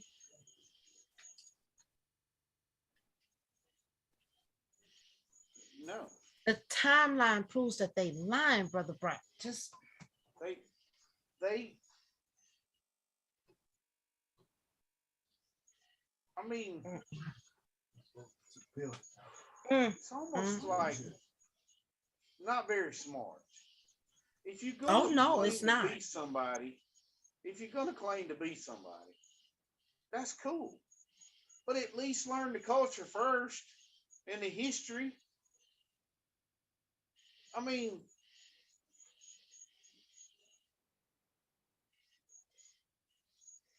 we know whatever we bring out tonight, they're going to ignore it. They're going to ignore it. We hear it all the time. Man, we have some up there that, it's beat down so bad with facts and history, they almost cry on that show down the street.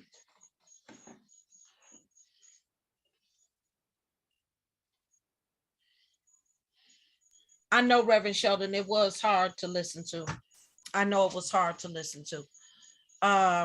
But we over here, you might have to refresh your YouTube because we're looking at this timeline right now. And I played Garfield's video from today because Ngozi was breaking down what we have all of us have been trying to tell these crazy people, like, hey, Israel was a mixed multitude. And now Brother Brian is got us walking through the Jewish timeline, and we just peeling back more lies That's why you can't find Hebrew Israelite nowhere in the 5th century, nowhere in the 3rd century, nowhere in the 4th. These people, listen, Hebrew Israelite, that so-called movement, it's a cult. C-U-L-T.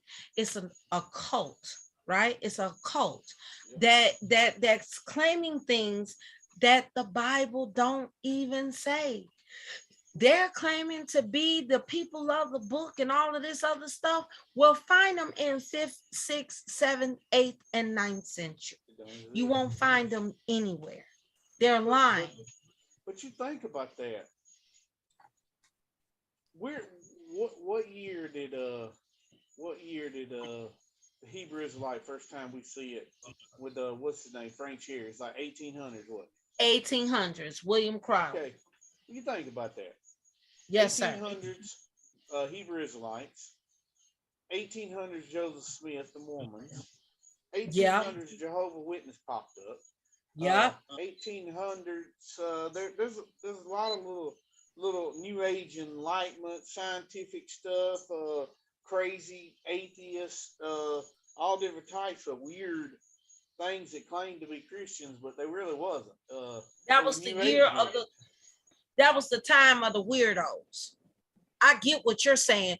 All of these occults, they were formed around the early 1800s. Now, the heretical doctrine that they use, you can go back to 1st century with that, where the church is doing apologetics against that garbage. That's what they use. Man, you know what, Brother Brian? I really can't.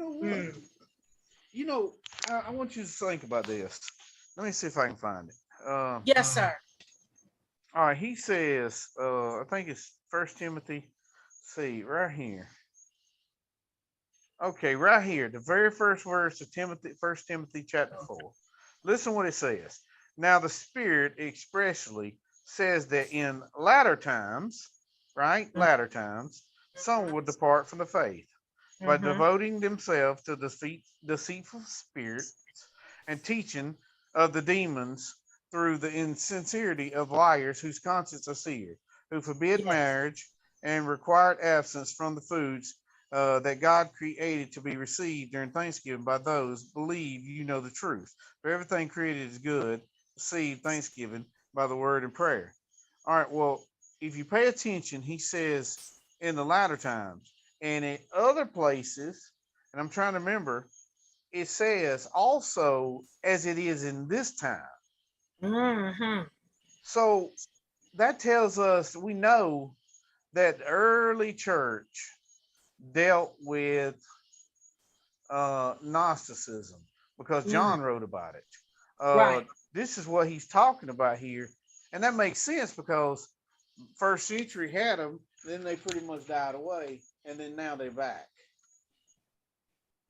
Because man, some of the heretical doctrine, when you look at it, you go, that's nothing more than 1st century. Yeah. I mean, we've seen Hebrew Israelites through the the Gnosticism. What is that one guy believe? He believed Jesus didn't physically rose. He just spiritually rose. Yeah. That's Gnosticism. That's what we talked about yesterday.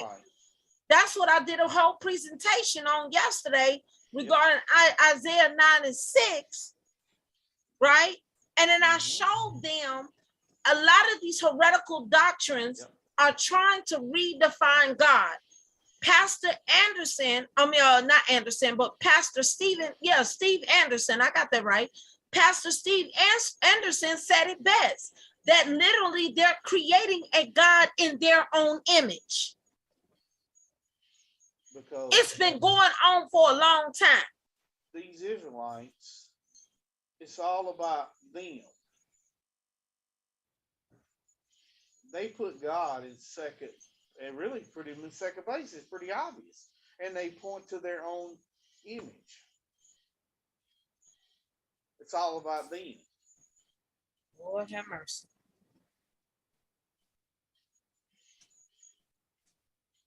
Oh,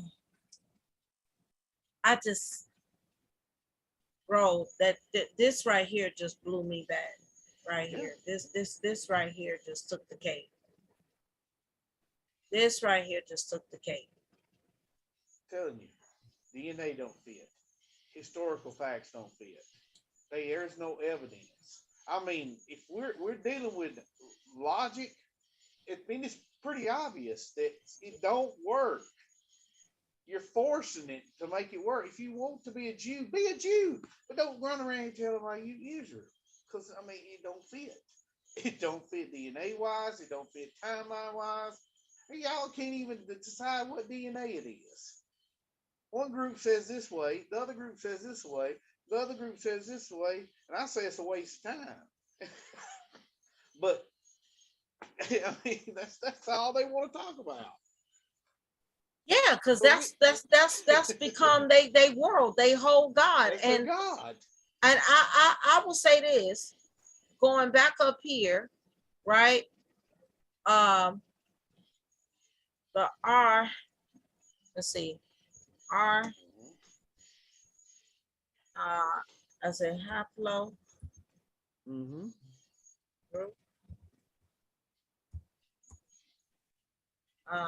Did I say that right? Okay, yeah, it's European. Yeah, right here. I think I got the right one. Yep. The R haplogroup RM420 is a human-wide chromosome DNA haplogroup which is distributed in large regions of Eurasia, which is Europe, Scandinavia, Central Europe, to Southern Siberia and South Asia. Yep, European.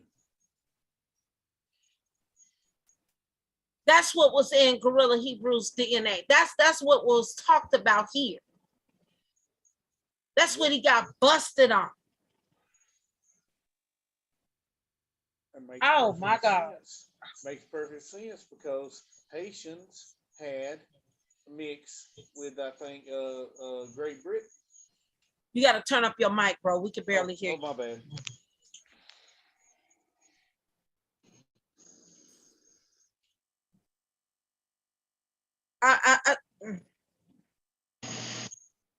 Can you hear me now? Yeah, we can definitely hear you now. Yep. Is that better? Yeah, that's way better. I mean, it's pretty obvious that would be the European. I mean, with the R because I mean that's going to fit. That would be the Europeans, the Great Britons, the Spains, and they definitely were in Haiti. That was their island. Just like America at one time was Great Britain. And I'm just scrolling through this slowly so you guys can, whenever you go back, if you read this, you can go back, you can read it for yourself, right? And you can see how bad that Gorilla Hebrew got caught. He got caught real bad last night. Like, I mean, in order for you to shake something like this, for the people that follow him, they're just gonna ignore it, right? Act like it wasn't said, but it was said. Okay, out of his own mouth. I don't even want to hear, oh, you're going into slavery. Yeah, you will. Okay, you talking about people going into slavery. I guess you're gonna be the first one to go, bro. You're gonna be the first one to go. And I wonder how many other of them got our haplogroup in their DNA on their daddy's side. A lot of them do. I mean, just like when I did my DNA, I had Nigeria, like 2%. So somewhere down the line, I had somebody from West Africa. It was in my family. So I mean, when you start doing DNA, this is what's so crazy. When you start doing DNA, you realize that maybe you're all mixed up. You have different Europe, Asia, Africa, you're all mixed up. Yeah. And that's what Ngozi over here is explaining in this video right here. He just got through explaining that. And let me go in a little bit further, because then you're gonna hear Gideon. He gonna come in with his haterism, right? He gets up on Garfield's channel and starts acting a little ignorant. What? Look, watch this.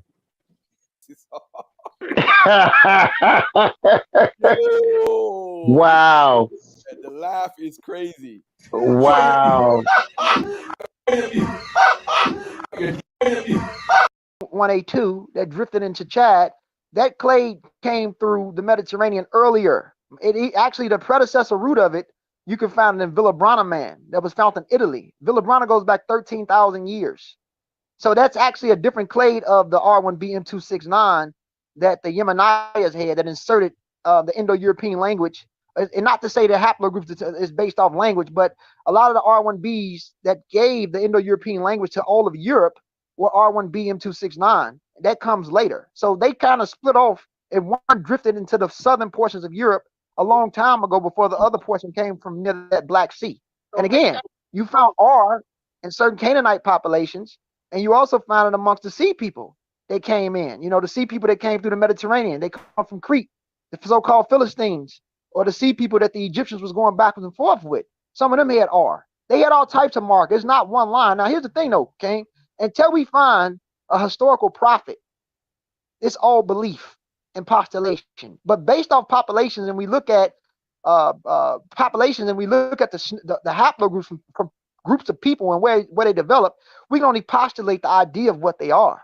But at the end of the day, we haven't found one prophet to say what these haplogroups are. So you have the Ashkenazis that say the Kohen gene is J1C3, the Samaritans that say the Kohen gene is E, and then you have some people that they're doing now, they're rooting for R. You know, but none of these haplogroups are special because these haplogroups predate the belief that they have. Seriously, where do we have the oldest Israelite literature? How old is these haplogroups? You know what I'm saying? We don't know. It could have been a motherfucker. I don't want to curse, but it could have been a dude with I'm just saying. It could have been somebody with haplogroup Q that wrote this. You know what I'm saying? We don't know. Native Americans over here writing scripture, huh? No, I'm not saying that. What I'm saying is that I'm just saying we don't know who wrote this literature. You get what I'm trying to say? Yeah. Hold on one second. But we do go ahead. But we do know haplogroup E was in the Levant for a long time. Divine geography. I want to introduce y'all to a new term. Divine geography. Gorilla believes that despite the prior ethnic identities of African slaves and indigenous Americans, they all converge into a specific lost tribe based on their geographic designations, then all attributed to the divine will.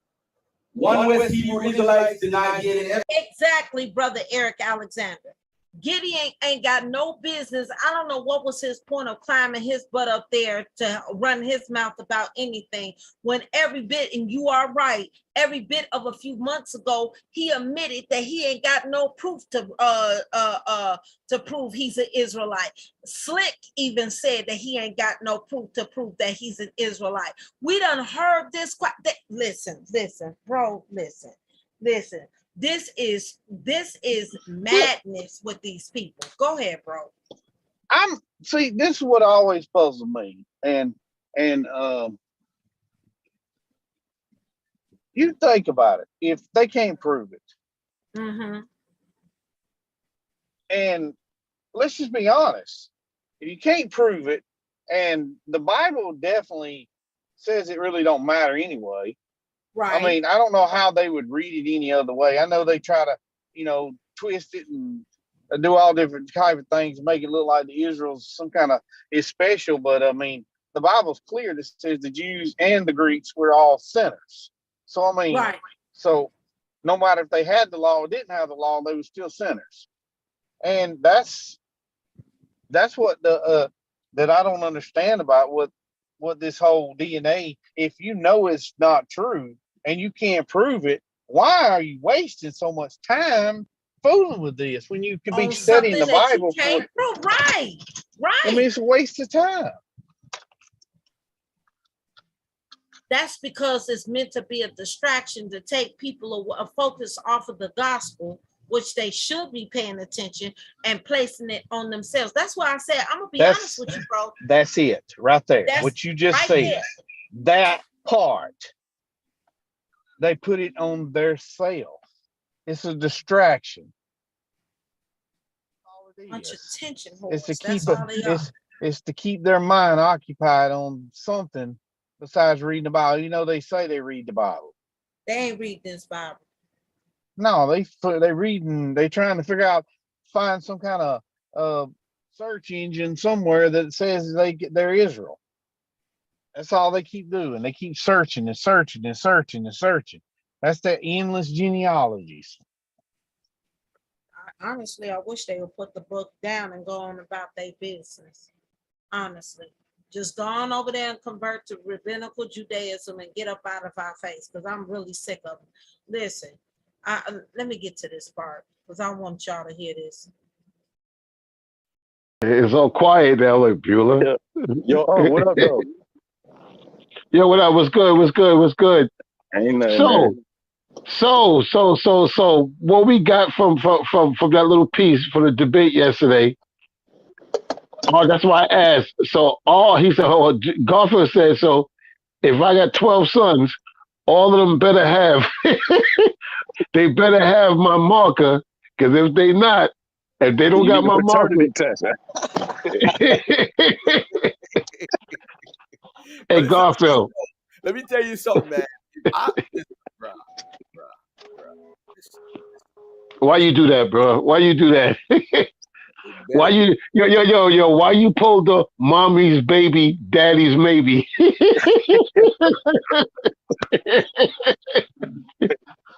Oh man. You pulled the Yo, why I try to steal your laugh, bro? That's my laugh. You stole my laugh, bro. You stole my laugh. I think you tried to steal my shit, bro. Yeah, it don't sound right, bro. My shit is authentic, bro. Okay. Hey, nephew. Yo. Let me ask a question. As an Israelite, do you subscribe to the 12 tribe chart? Hell no. No. Hell no. Yes, okay. You do. Yes, you do. It don't make no sense to follow genetic tree. You understand it makes no sense whatsoever. Okay. Well, hey. What's up? Okay. Gideon, Yeah, what up? Y'all thought y'all I was gonna come in here and y'all was gonna jump on me, right? Nah. Hell no. Hell no. You a bloodline Israelite, or are you just an Israelite by faith? I mean, I believe that I'm a bloodline Israelite, but I have the faith. That's what it is. Oh, okay. Oh, okay. It is Excuse what me. it I is. thought you was talking to me. Right, stay right where you are. Stay right where you are. Ghana, what's up? What's up, Ghana? Step up. Oh, shalom. Giving all praises to the Most High in the name of Yahshua HaMashiach. You know, all praises. You know, I'm just listening in. Yo, that sound as like always. a new brand. That sound like a new strand of weed, yo. Say that again. That's that What? When I you need to get on, give Rob all Bowler. praises to Yahweh. No, the Yamashia, Mashia. Well, when I give all praises to Yahweh in the name of Yahshua HaMashiach. Yeah, Hamashia, yo, Yeah. that shit sound like that. We gonna name a new weed It's a after little that. bit Go ahead, bro. more It's a little. Hold on It's one second. a little bit more complex than a Nancy spider, but I figure you'll get it. You know, you keep at it. But yeah, man, I'm not too much on the DNA thing, because Rabon actually, I'm more like you. Like, there is no definitive haplogroup for Jacob. Yeah, hold on one second. Morpheus, before you run. Meaning, in other words, they can't prove it. But I digress. I just realized what you were saying. You were talking about the debate. I just realized what you were talking about. I'm the realist. If you are my son and this is my son, and y'all know, oh, that's a problem. That's a problem. So that's a major problem. Gotta have the same genetic marker if y'all listen, right? And if y'all, I said, if y'all do a test and one of y'all ain't Israel, definitely ain't Israel. Mommy's baby, daddy's maybe. So Garfield, I can ask you a Garfield. question real quick. Of Go course. ahead, bro. So okay, so according to what you're saying, how do you factor in the whole mixed multitude thing? You think it's possible it could be multiple different wide DNA haplogroups within Israel? I think Hold on, Ngozi. I'm gonna tell you this right now. I don't think anything in the Bible we can take literal.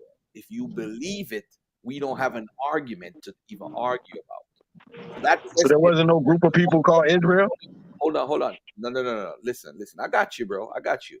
Listen, if you believe the story as it's written, I can't have a debate with you because that is based on belief. That's not true at all, Garfield. You got to get to know me a little better. Hold on, bro. I'm not arguing with you. We good. I'm just telling you my stance because you don't really know me. I don't believe it all literal either. So Real soon when I kick you out because I don't do interruptions. I let everybody speak, bro. Relax. I got you. You Morpheus family, so you family. You automatically family. Listen to what I'm saying. If you're saying that there's a mixed multitude coming out of Egypt. Now notice the guy down here, right here with the glasses. He says he don't believe the Bible, all of the Bible literally anyway. I want y'all to keep that in mind. All right. As the Bible is written, I'm not going to argue with you about that. I'm saying it absolutely makes no sense. That's your belief. I don't argue belief. If you're saying, do I believe Israelites existed? Of course. Everybody who rocks with Dagger Squad knows I'm one of the few people who first came out and said Israelites existed, because one of the arguments SETI and sometimes I think Shaka Amos and Black Lion could correct me, they'll say, oh, Israelites never existed. No, what they're saying is the biblical Israelites makes no sense as an existing group based on the fact that Abraham, Isaac, and Jacob are more than likely mythical characters or eponymous ancestors or eponymous heroes. Now, to a believer, that's a problem because, you know, in the New Testament, Jesus talks about Abraham and other prophets talk about Jacob. So now that's a problem to a believer. But in academia, those folks are not looked on as real people. So to have a conversation even with you now, I got to preface that by saying, I don't believe the Bible 100%. I do think there's a kernel of truth in the Bible that can be verified with history, archaeology, anthropology, linguistics, genetics. You can. But at the end of the day, you basically have a belief. By you claiming you are an Israelite today, you cannot, there's no way you can be an Israelite of the Bible. No way. I wanted to add on to Brother Garfield. I want to add on, Brother Garfield, you don't mind. When it comes to the people that made the literature, I think that the mixed multitude, it makes sense. Not saying, I'm talking about from a literal aspect, because in the Middle East, there was a mixed multitude of people there. You have multiple snips there. But I'll say this, though. We don't know who wrote the literature again. And I don't think the people, I know for a fact that the authors of this literature wasn't thinking about haplogroups. You get what I'm saying? Again, there is no telling who wrote it when they were writing amongst these different groups of people that was amongst them, or these people with different haplogroups. You know, you have remnants of the Tufians lingering around. You have remnants of the Bronze Age population that was lingering around. They were all blurred and blended at the time when the literature were being written. You had Egyptians going in and out. You had Mediterranean people from Southern Europe going in and out. You had all types of stuff going in and out in this area of what we know as the Middle East. So what I'm saying is that it doesn't make, they had no clue of what haplogroup was a specific lineage. They just knew that they come from a man who came from near, you know, wherever they say he came from, Ibrahim or Abraham, which came from near, possibly near, you know, the Caucasus of Turkey. You know, the land of Ur is tricky. They don't know if it's from the Caucasus, near the Caucasus, or near Turkey before coming back down, before crossing certain zones, or the Chaldee area. But we know the Chaldee area is much later than what they say, according to when you follow the real narrative. So he could have came from near the Caucasus. And in the Caucasus, we know what haplogroups is there. You know, let me. I'm not trying to change the subject. Yeah, but all that was Hold on, Gideon. Hold on. Relax. All right. This was one of the questions that I asked last night that had the crowd emotional. I said, did the Bible exist before the Assyrian captivity? To my brother Yaram Yahu Hagadi, I'm going to chop up your name. Forgive me for that. You can just call me Gadite. All right, I'm gonna call you guy. I'm gonna call you. All right. All right. Now watch this. This question got the people bubbling last night. And the reason why this is important, because if the captivity happened, which it did happen, there was an Assyrian captivity where they deported Israelites out of the city.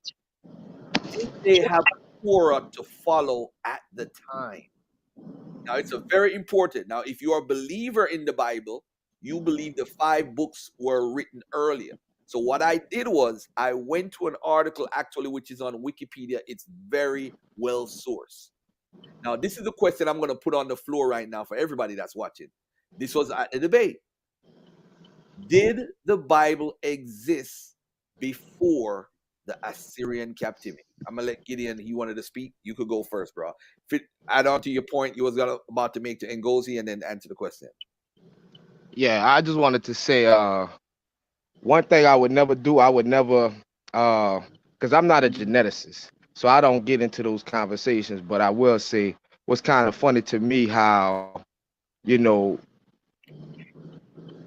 I don't know if he's just being nice to certain Israelites, but Ngozi, I see you get on Israelites channel and you don't be as vehemently disagreeing with the Israelites on their channel. I'm talking about Got dudes who talk him. about genetics and Got DNA. him. He's the It's problem. it seems you be like right there on par with them. That's why I don't deal with genetics, because when I listen to people Okay, so talk let me about genetics, answer your question I though. see a lot of things people don't know what they're talking about. Go ahead, my brother.